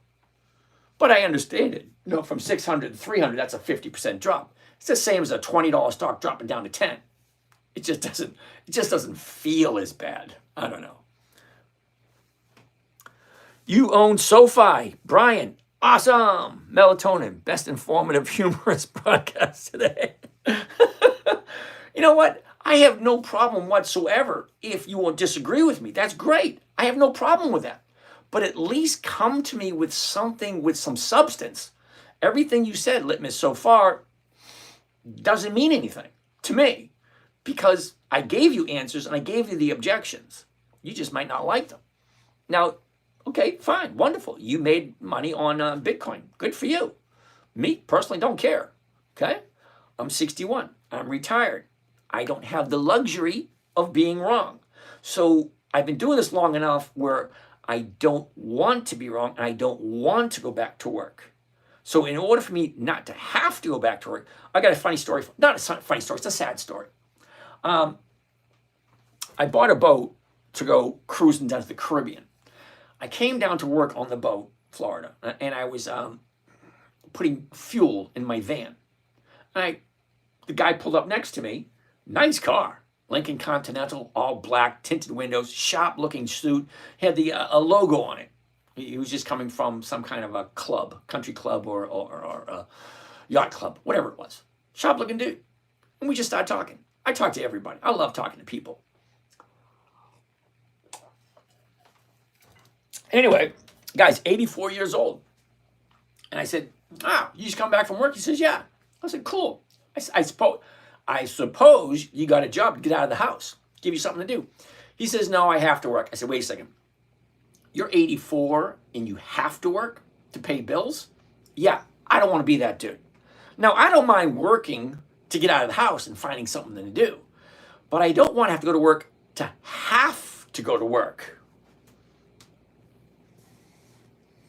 Hope you're fast enough when it speeds up. Okay, I honestly don't know what that means. Okay, hope I'm fast enough, as in running. I still play soccer, so I'm pretty fast enough. I can keep up with the guys in the 20s and 30s. Not so much below 20, because those guys, they just run forever. There's this one kid, I think he's like 16 or 17. I have a hard time keeping up. I'm 61. I have a hard time keeping up with a 16-year-old. Okay, when you're 61, you tell me if you keep up. So the fast enough, when it speeds up. I have no idea when it speeds up. What does that mean? When it speeds up. What are we talking about? Are we talking about my car? Are we talking about my computer? Are we talking about my phone? Are we talking about the wind speed? What are we talking about? What speeds up? Okay?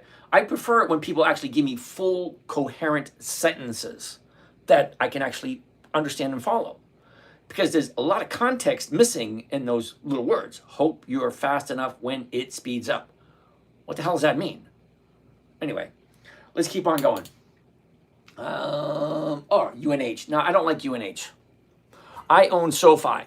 So Brian, SoFi. Why? Wait, didn't we look at SoFi a little earlier? 14, SoFi. Let's go over to here. SoFi, S-O-F-I. How well does SoFi actually pay its dividends? Okay, SoFi Technologies. Oh, that's why I don't try SoFi. There are no dividends in the selected time period. Okay, so how do you know? Okay, it's a question. How do you know if SoFi has 2 decades of consistent profitability? You got to look at the 20 years of annual reports. And then you got to watch it and wait for it to move. The steamroller. Well, I'm terribly sorry, dude, but the steamroller, the roads here have been paved for decades. So there's no steamrollers coming where I live. Ooh, Gap. So anyway, SoFi, no. No dividends, no thank you. Now, the only reason I like the dividends for a couple of reasons. Number one, they share the profits. Number two, it saves me from reading the quarterly reports and the annual reports. Because if the dividend consistently increases, that means the profits consistently increase.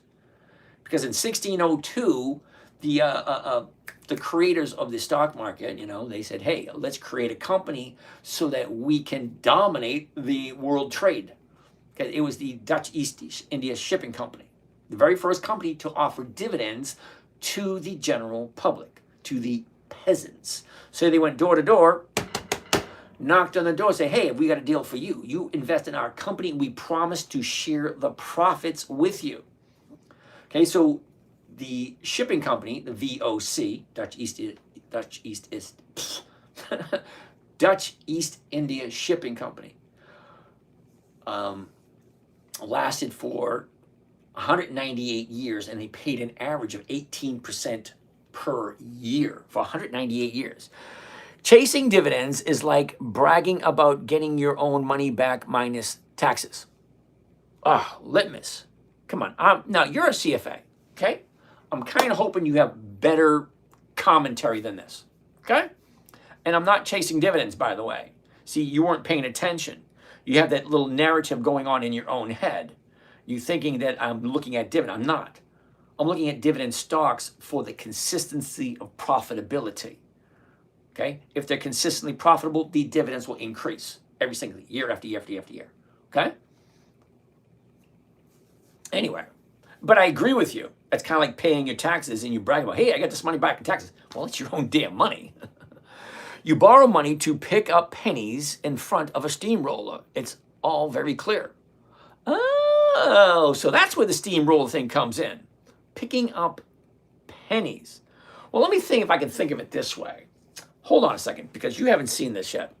Just for the fun of it, let's do this. Uh-oh, let's go back here. Let's go right there. Let's go right here. Let's go right here. Okay, so litmus, you ready? Now, I say I get 7 accounts. I share 3 of them publicly. 1, 2, 3. Okay? Note. Beginning balance, January 1st. Account 3, 114. Account 2, 143. Account 1, 151. So just for the fun of it, let's go back, because like I said, I share all my trades. Now, you're saying pennies, pennies, pennies. I love it. Pennies, pennies. Okay, so week 1, quarter 1, December 30th to January 3rd. Okay? Here's all my trades. Riot, Halliburton, Riley, CVS, Foot Locker, Kohl's, U.S. Steel, Walgreens. Oops. Shit. There we go. Okay. 4,839. Week number 1. 4,839. That's not pennies. Okay? Okay? Second account. 2,634. That's not pennies either. 9,331. 9,341. Account number 1. Can you check out Pepsi? We looked at Pepsi earlier today. So litmus, you're saying pennies. My idea of pennies is $9,000. I'll bend over and pick up $9,000. I have no problem with that. 2,600. No problem picking up 2,600 in a week and 4,800 in that week. I'm not quite sure where the pennies are coming in. Okay, so you have something in your mind that you don't agree. Fine, wonderful. Come up with something better than what you're spewing. So far what you're spewing is nothing that I haven't heard already. Okay, you're not original at all. You got to come up with something better. So, Macaw, investment in the grandkids is sound judgment. I showed mine accidentally in a MTG last week. You said you don't sell anything. Your Patreon is $500 a month. Yeah, but did you hear me here live or in any of my videos trying to sell anyone anything? Okay, we're all adults. Yeah, I've written 14 books. You can buy them from the website. Okay? I have training classes. I have all that kind of nice, fun stuff. Yeah, you want to buy it? Fine. We're all adults here. We know how it works. You want to buy something? Fine. Fine. But you don't find me here live asking people to buy something. Because I don't. I'm here sharing for free what I have. And I only do one strategy for free. The other strategies, I don't give those away for free. So you can say whatever you want. You know what? And if you don't have something good to say, you know what? My mother may not have gone to college. Well, actually, she should have gone to college. But she always said, if you don't have something nice to say, don't say anything at all. Okay? If you disagree with me, fine. Disagree. Kiki, thank you. Okay? So if you disagree, fine. You don't have something nice to say, don't say anything at all. There are other people here trying to learn something. And I'm arguing with you, I must be the idiot. Because they say the one way to spot an idiot is never argue with an idiot because it's hard for people to tell who's the idiot. It's not a disagreement. It's that you're peddling nonsense when investing doesn't need to be this hard. Dude, you're under the impression that it's hard. It was created for a 9-year-old. It's simple. You're encouraging people to take on unnecessary risk. No, I'm not. I say, think it through. You know what? I'm done talking to you. You got nothing good to say, don't say anything at all.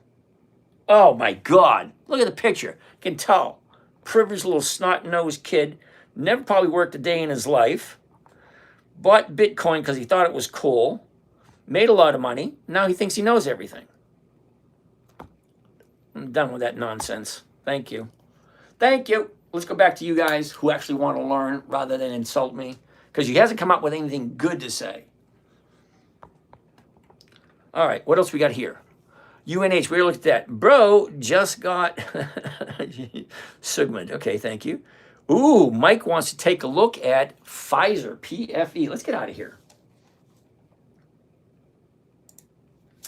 Pfizer, PF. I love Pfizer, PFE. Ooh, nice jump. I'm going to say no to Pfizer only because right here, it already made the jump. Look at the last 30 days. Okay? You have the high, you have the low, up, down, up. Okay, great. 23.97. Right there. Here's your last 30 days. What do you think? Here's the bottom. Here's the top. I don't ever buy anything on the top. That's just me. Okay? So you got to figure out, does that make sense to you? It was at 22, and now it's at 24. That's only a $2 increase. But a $2 increase on a $22 stock is almost 10%. Why would you do that? Laurie, hello. A random account, CTM. What the heck is CTM? CTM. Uh-oh. Put it in here. CTM. Oh, hell no. Dude, really? It's $1.27. You honestly think this thing has 20 years of increased dividends? It has no options. It's no. All right, so it's a past 11:30. I'm going to apologize for you guys. Certified financial accountant doesn't understand dividend investing for cash flow. Okay, fine. Okay, he got lucky, bought some Bitcoin when I was at 99. Great. Like I said, the sun does shine on a dog's ass once in a while. There are a lot of people, literally a lot of people who bought Bitcoin at a low dollar amount and now are rich. Well, that's not available for all of us. I already blocked him, Eagle. I just got tired of the nonsense. Okay, NM. Man, everyone eyes on the main old money, the gold. When Fed will drop rates 4,000, it's there already. All right, thank you. Ooh, I like ExxonMobil. Yeah, see, ExxonMobil, let's do that, XOM. XOM. Interesting. Okay.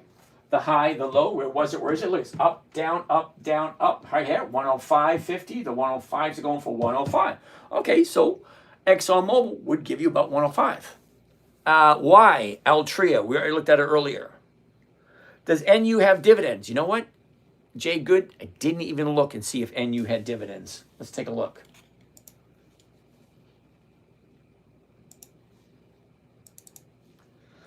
NU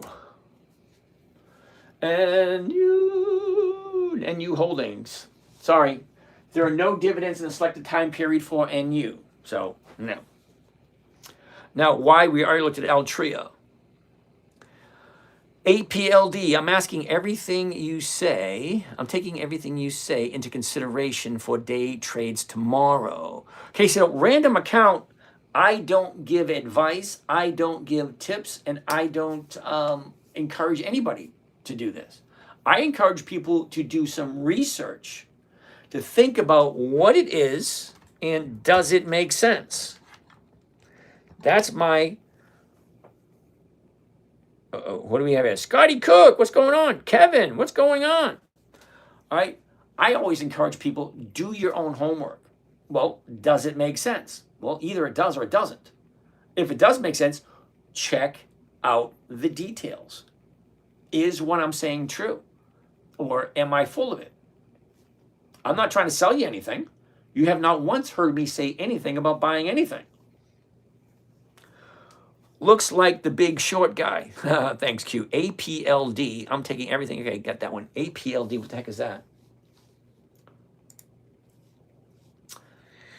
APLD. Is that applied something? Oh, applied digital. Oh, hell no.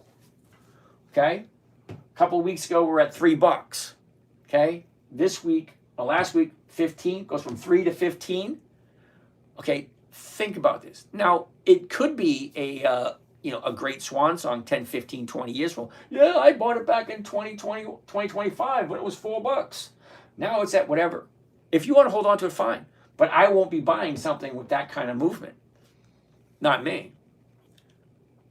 Brian, QQQ, we're going to look at that one easier. Explain a covered 3 cloud defense. Ooh. Warren Buffett, the barber. I have no idea what that means. Speak more on Warren Buffett. Why? Brian, QQQ, explain it to me. Kate. Now, we're already past 11:30. So I'm just going to go and answer the questions that we got.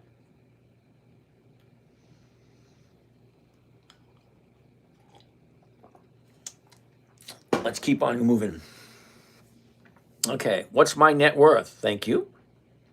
What are your qualifications? Qualifications for what? What does any of this have to do with Mara? You danced around the question. You haven't increased your portfolio by 50% for 15 years. Okay. This guy is trolling. Okay. Don't take financial advice on YouTube. I'm going to agree with you 100%. Don't take, I'm not, this is not advice. See, I find it interesting that people like to insert words that I never said in claiming that I said them. I don't give advice. I don't give tips. I take what you ask, APLD, and I look at it. High, low, was, is, all that kind of nice, neat stuff. And then I come over here and say, if I am going to do a covered call on this is what I'm going to get. That's what I do. Whether or not you or any of you guys decide to do it or question it, that's up to you. I don't give advice. Okay? I look at the numbers, I look at the strategy, and I give you my opinion. That's it.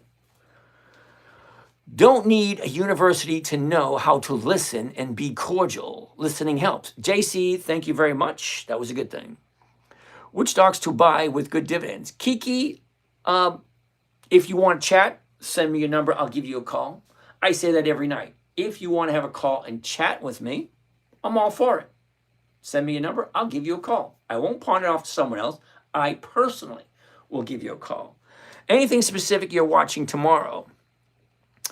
What was the outcome on ExxonMobil? Ooh, ExxonMobil. Didn't we say something about ExxonMobil? XOM. All right. High, low, all that kind of nice, neat, fun stuff. Last 30 days, ExxonMobil, blah, blah, blah, blah, blah, blah, blah. Right there. Last 30 days. Here we go. The high, the low, where was it? Where is it? Look at this. Up, down, sideways, and then up. The 104, looking at the 105s, 105 even. 105 even. Okay, so let's take a look. What does the 105 look like? 105 right there.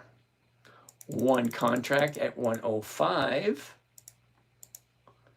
Here we go. Buy one covered call, ExxonMobil 100.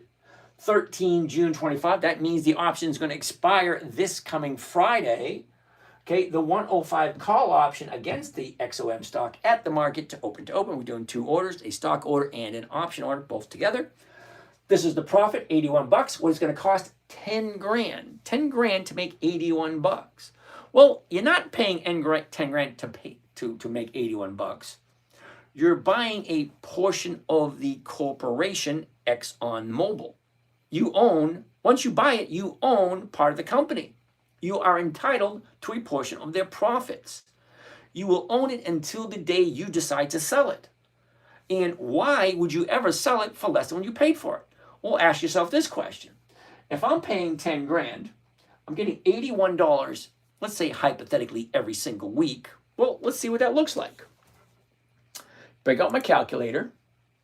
Okay, if the profit's $81, all right, and it's costing me $10,419 in order to make that $81 every single week, let's say hypothetically every single week, that comes a grand total of 7%. That's not even 1%. So I'm saying, yeah, no to ExxonMobil because the number is just not working for us this week. But don't get me wrong, I love ExxonMobil and I have bought it many times in the last 10, 15 years, but not this week. Because this week, that number doesn't look very appealing to me, especially when we're looking at Kohl's 4.7, Apple 2%, Riley. This week, Riley 5%. For Riley, 5%. All right, don't. All right, V. More rich Bitcoin people than people who make 50% per year for the last 15 years. Thank you, V. I appreciate that. Word salad. Gotta love that one, too. Yo, whip that thing out. Let's see it swing. All right, Dan, that's a little disturbing, but all right. Did you ask someone why they're here if they made so much money? Why are you here if you make 50% or more for the last 15 years? Oh, V, here you go. You ready? Listen closely, V, because I say this every night. Number one, I'm not here from you. I'm not here to sell you anything. Okay? That's two things right there. 3, I'm here to make a video diary for my children and my grandchildren. Okay? I got videos going all the way back to 2012. Okay? I got over 1,000 videos. Okay? Specifically for my children and my grandchildren. And also, at some point in your life, you're probably not there yet, because if you were there yet, you wouldn't be asking me this question. At some point in your life, some people, such as myself, feel compelled to share the knowledge they've accumulated over the years. So I think it would be a travesty to take what I have learned over the last 30, 40 years of my life to the grave with me. So I'm sharing them here with the hopes that my children and grandchildren will watch, say, hey, how did Papa G make all that money? Okay? Also, okay, this part is I find this part to be freaking funny as hell. Okay? In order for any of my offspring, okay, my children, my grandchildren, my great-grandchildren, or anyone further down, to get anything from the estate that I am in the process of building, they have to prove to the executor of the estate that they know what to do with the money before they get it. Okay? And one of the stipulations is going to be you will have access to X amount of dollars. If you make money for X amount of dollars, you can have, let's say, 90% of the profits. The other 10% goes back into the estate. Okay? So if they don't make any money, they don't get any money. So they have access to millions of dollars to trade on a weekly or monthly basis. And they get to spend 90% of whatever they make, if they can prove to the executor of the estate that they can do it. So that's what these videos are for my children and my grandchildren. Okay? And you did not hear me once say anything about selling you anything. Okay? I'm sharing my information, making a video log for my children and grandchildren. And I'm sharing with those people that find it appealing. Okay? Okay, so melatonin. No to ExxonMobil because the numbers just don't look good. With some of the comments tonight, it must be a full moon. How are you doing tonight, Laurie? Hope everything's good. Okay, so V, I hope that answered that question. Hi, Mike. You are sharing only the upsides of your strategy and never speak of the downside. Mike, thank you kindly for that. Just to let you know, Mike, I said earlier, I have 7 accounts. I share 3 of them publicly.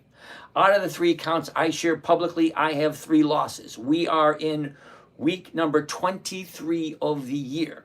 Okay, and I showed you how many trades I have made. Where is it? Right here. Okay, take a look. Week 1, look at all those trades. Okay. Okay, not much in this one.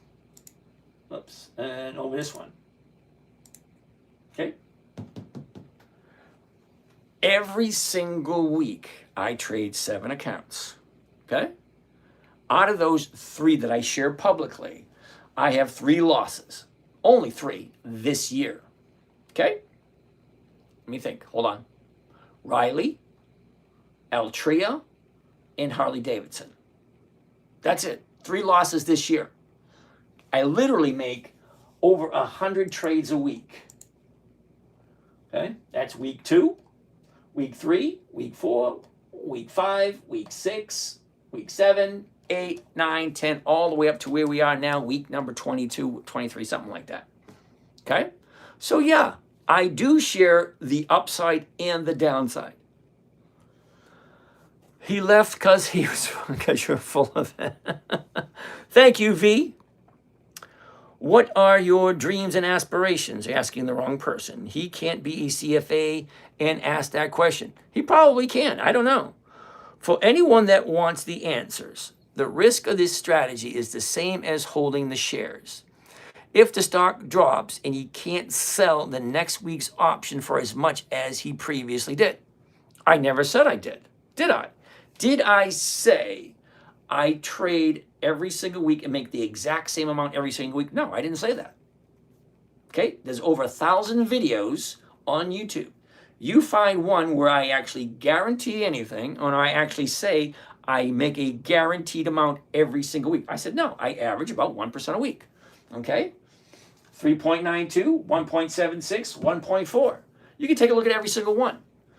Okay, 2.74, 1.92. Oh, look at this one. 0.65. This is one of the ones I took a loss on that week. 0.65. I only made $1,100 that week in this account. Okay, 1.3, 1.1, 2.08, 3.6, 1.1, 1.4, blah, blah, blah. They're all there.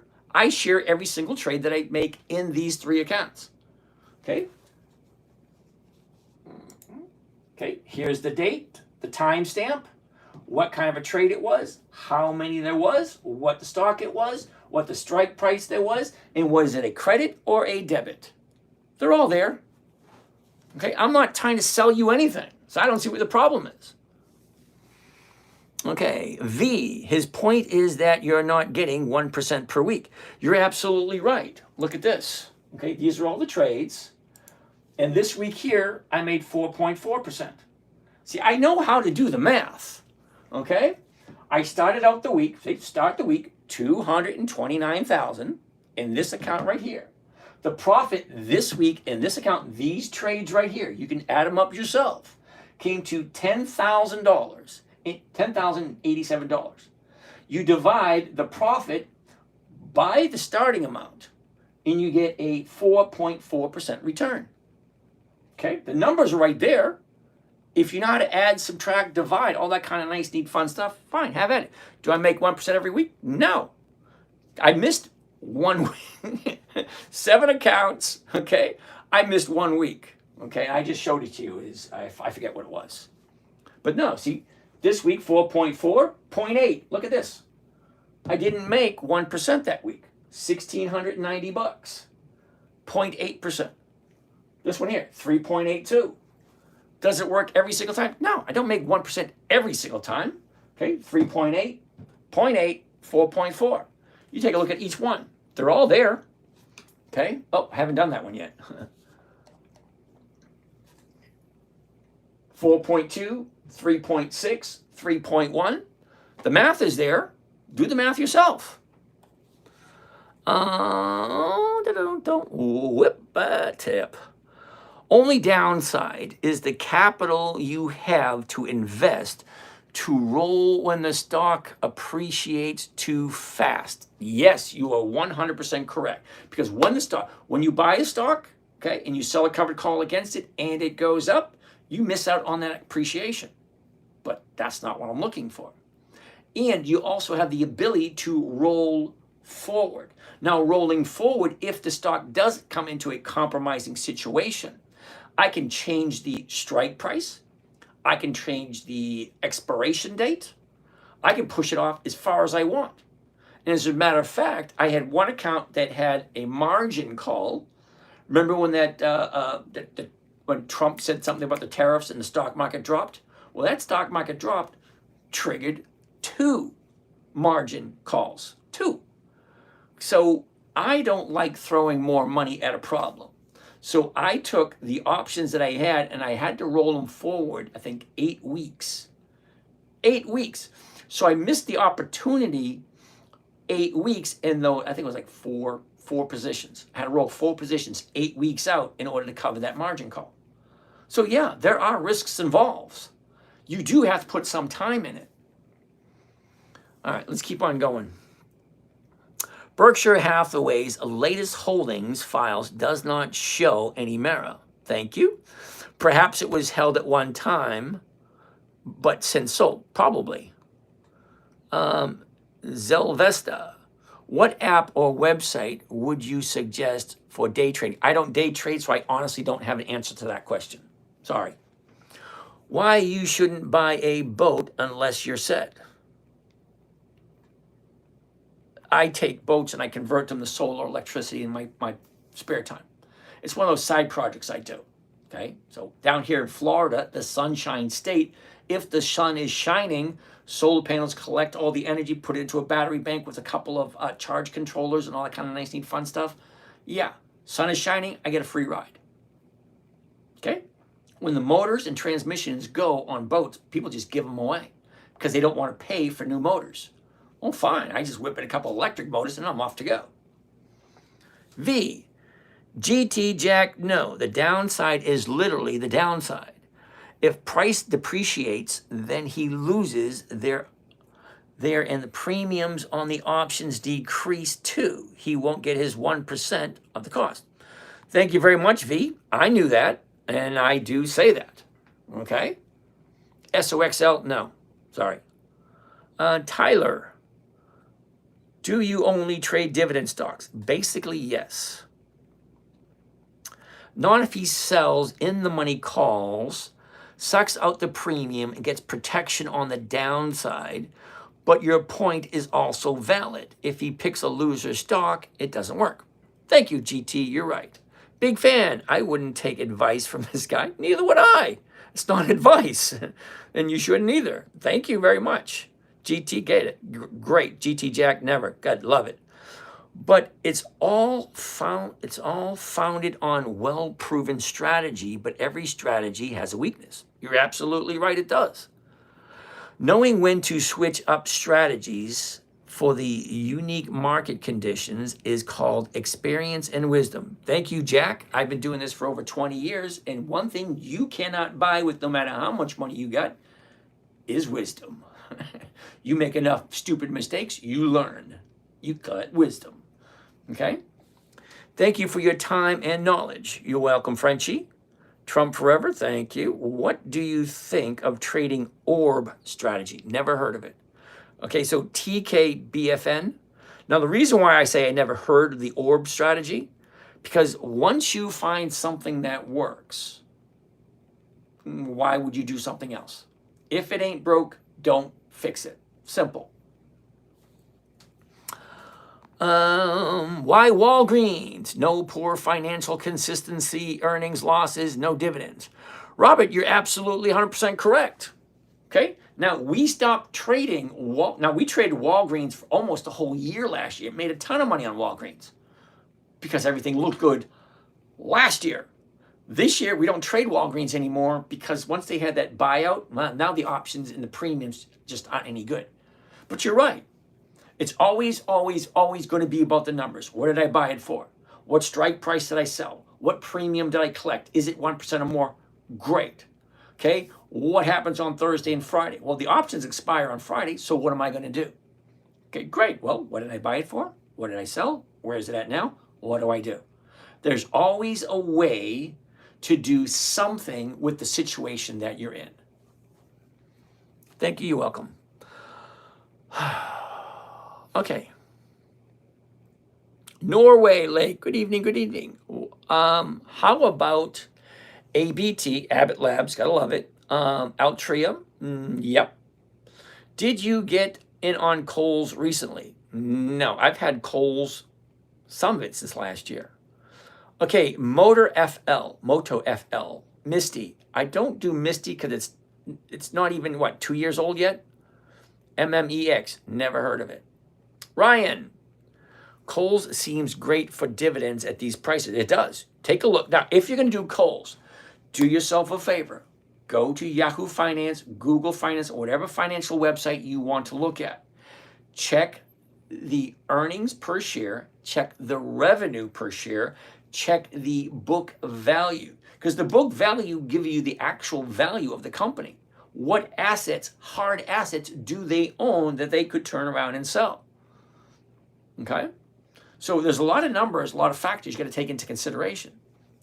VFVA, I'll have to take a look at tomorrow. Edgar, Bitto, I did Bitto years ago. Ooh, Microsoft, love it. Moto, yes. MLM, no. What's your ROI gain this year? Now, DJ, I've got 7 accounts, so you got to be more specific. But the 3 that I share, the 3 accounts that I share, okay, account 1, it's up 57% since the beginning of the year. Account 2, up 46% since the beginning of the year. Account 3, up 63% since the beginning of the year. That's cash flow coming in. Okay? Yeah, Misty is a monthly and over 100% annual consistency. Yeah, Moto, if you take a look at Misty, ask yourself this question. Okay, Misty has 125% yield, which means they're paying out 125% of their profits. That makes no sense whatsoever. How long do you think they can pay out 125% of what they bring in? It makes no sense whatsoever because you cannot sustain that number.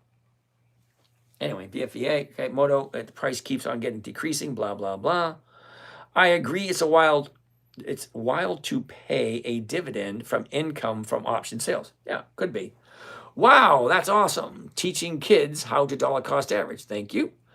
Hello, fella. Hey, Finn friends. Dude, we got to chat. I want to see what you got for a setup for your aquarium. Oh, that's what YieldMax does. Yeah, but YieldMax hasn't been around for 20 years either. I don't do companies that aren't consistently profitable for at least 2 decades. That's 20 years. Misty's a no.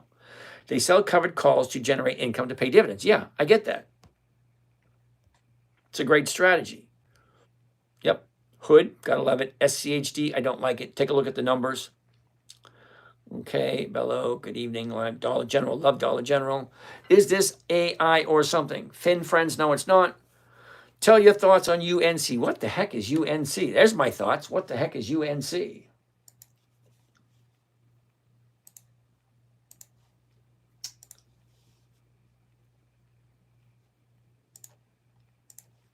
Okay, back to the beginning. Here we are. What the heck is UNC? UNC. Well, see, that's never a good sign. If you put UNC and it can't find it.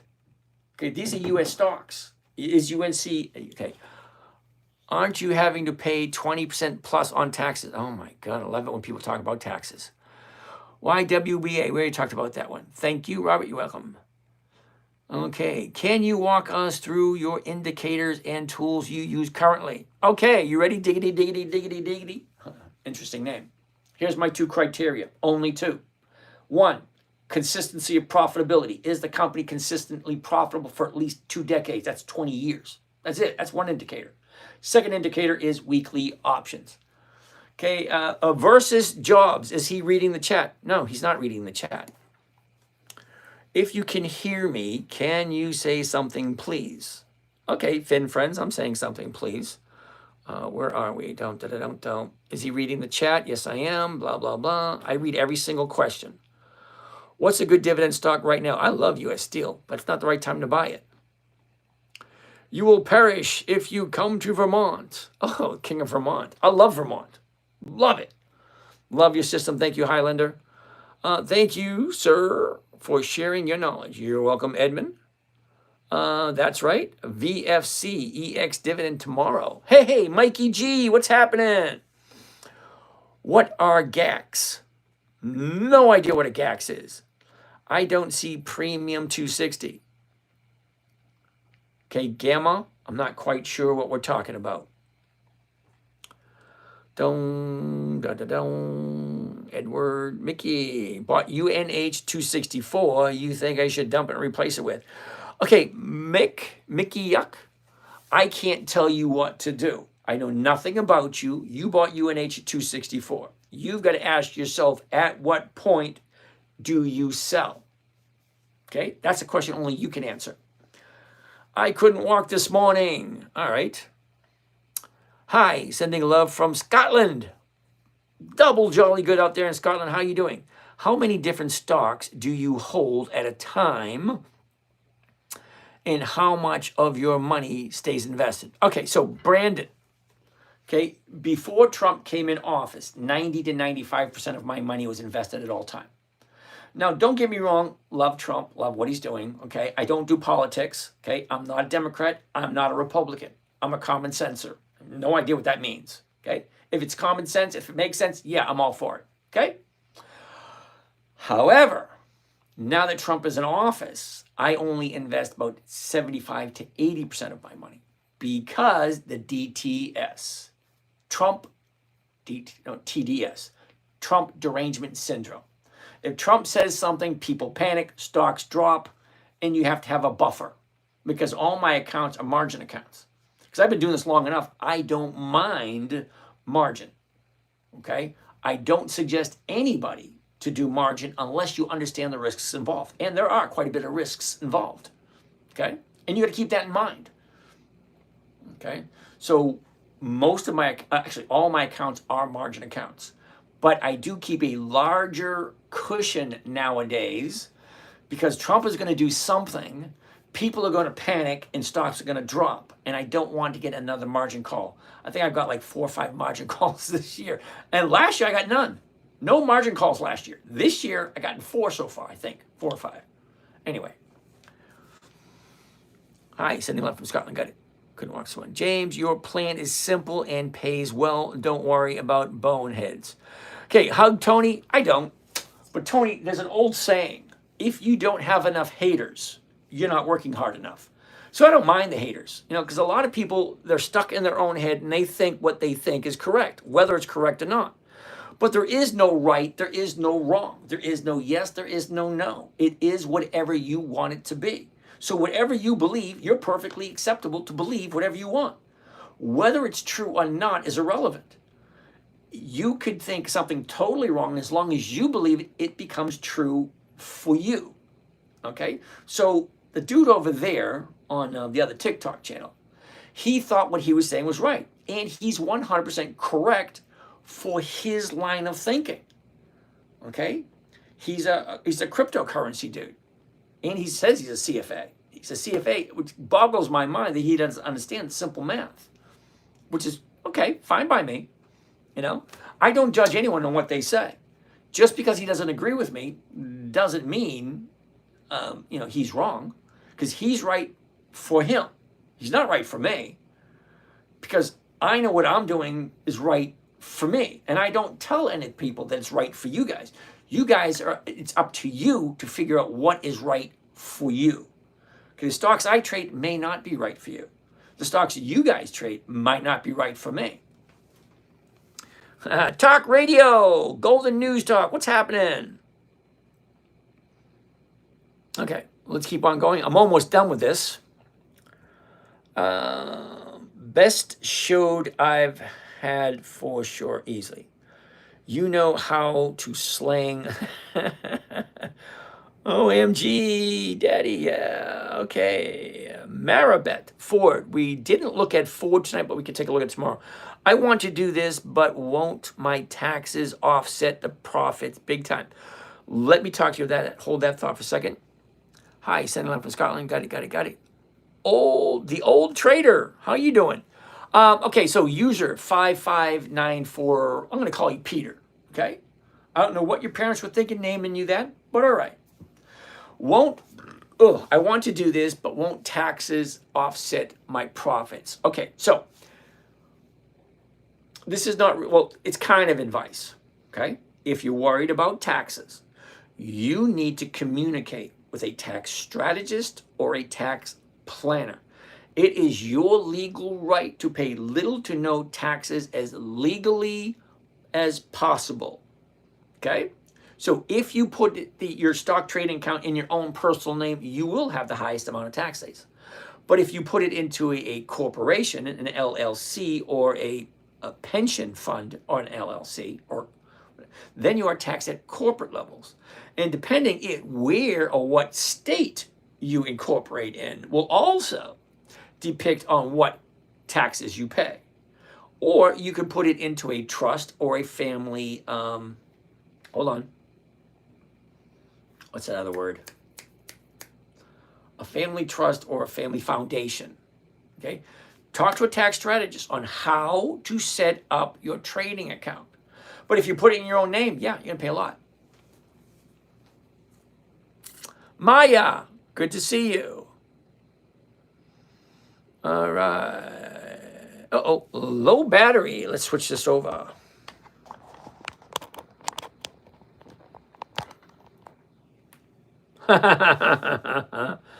Blue Veracity, Litmus Steelmate. Well, found a way around that one, didn't you? Okay. I don't English speak, old trader. Hello, sir. I'm a Kotex trader. Don't even know what that is. I like how you wore that little red. Oh, lovely, Maya.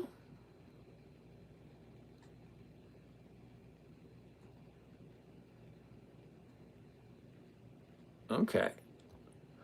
AG. Eric, what is AG? I have no idea what that is. Oh, Litmus, you're just another grifter selling smoke mirrors and worthless option snake oil. Hey, hope the commissions ease your conscience. Thank you kindly. Another grifter. Okay, got it. Wonderful, wonderful. Dooley, thank you for that Dooley drama. Because, see, I don't remember actually trying to sell anything. Okay? You have not heard me once say anything for sale. Nothing. Yes, he is. He has books and a Patreon. Yeah, I do. I've written 14 books. What's wrong with writing 14 books? But did you hear me once say anyone should buy them? No. Oh, boy.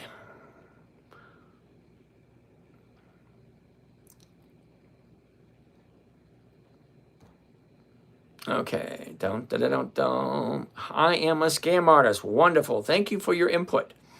Eric, American Airlines looked good so far, second month. Cool beans. Buckle workable. I have no idea what that means. Quantum antenna. Good evening. Haven't seen you in the past couple of days. APO. Any good? Don't know. APO. What is APO? APO. Apollo 131. Apollo Global Management. Interesting. So APO. I go right to here.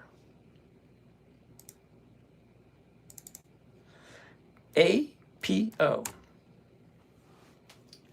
Okay, what kind of dividends does APO have? Okay. Ooh, check that out. Uh-oh. 2011. Not quite 20 years, but let's take a look at the numbers. 22, 24, 20. That's going backwards. That doesn't make sense. 46, 25. That's going backwards twice. 24, 3 times. 40, 105, 57, 4 times. 132, 101, 5 times. 108, 84, 6 times. 46, 7 times. 73, 86, 33. No thank you. Sorry. APO goes up, goes down, goes up, goes down. I'm not looking for something like that. I'm looking for something that has consistency and profitability. What software platform are you using to review company data? Okay, this is Yahoo Finance. It's free to use. Just, type in whatever it is you're looking for. Oh, Pistetta, good evening. How many platforms? So why so many platforms? Can't you just go on what platform and keep it simple? Yeah, I could. Thank you for your input. Okay, it's past 11:30.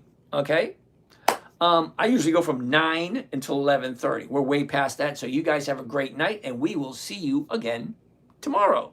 Same time, same channel. Alrighty. So you guys over here, have fun. We'll talk to you tomorrow morning. And you guys over here, you guys have fun. Chat with you in the morning. You guys have a good day. Uh-oh, uh-oh. And now the end is near. And so I think tomorrow night, guys, same time, same channel. Okay, 16,000. Holy cow. Okay, you guys here? Do you have WhatsApp? No, I do not use WhatsApp. Would you rather watch a tree grow? What software? Yep, nerd alert. Yeah.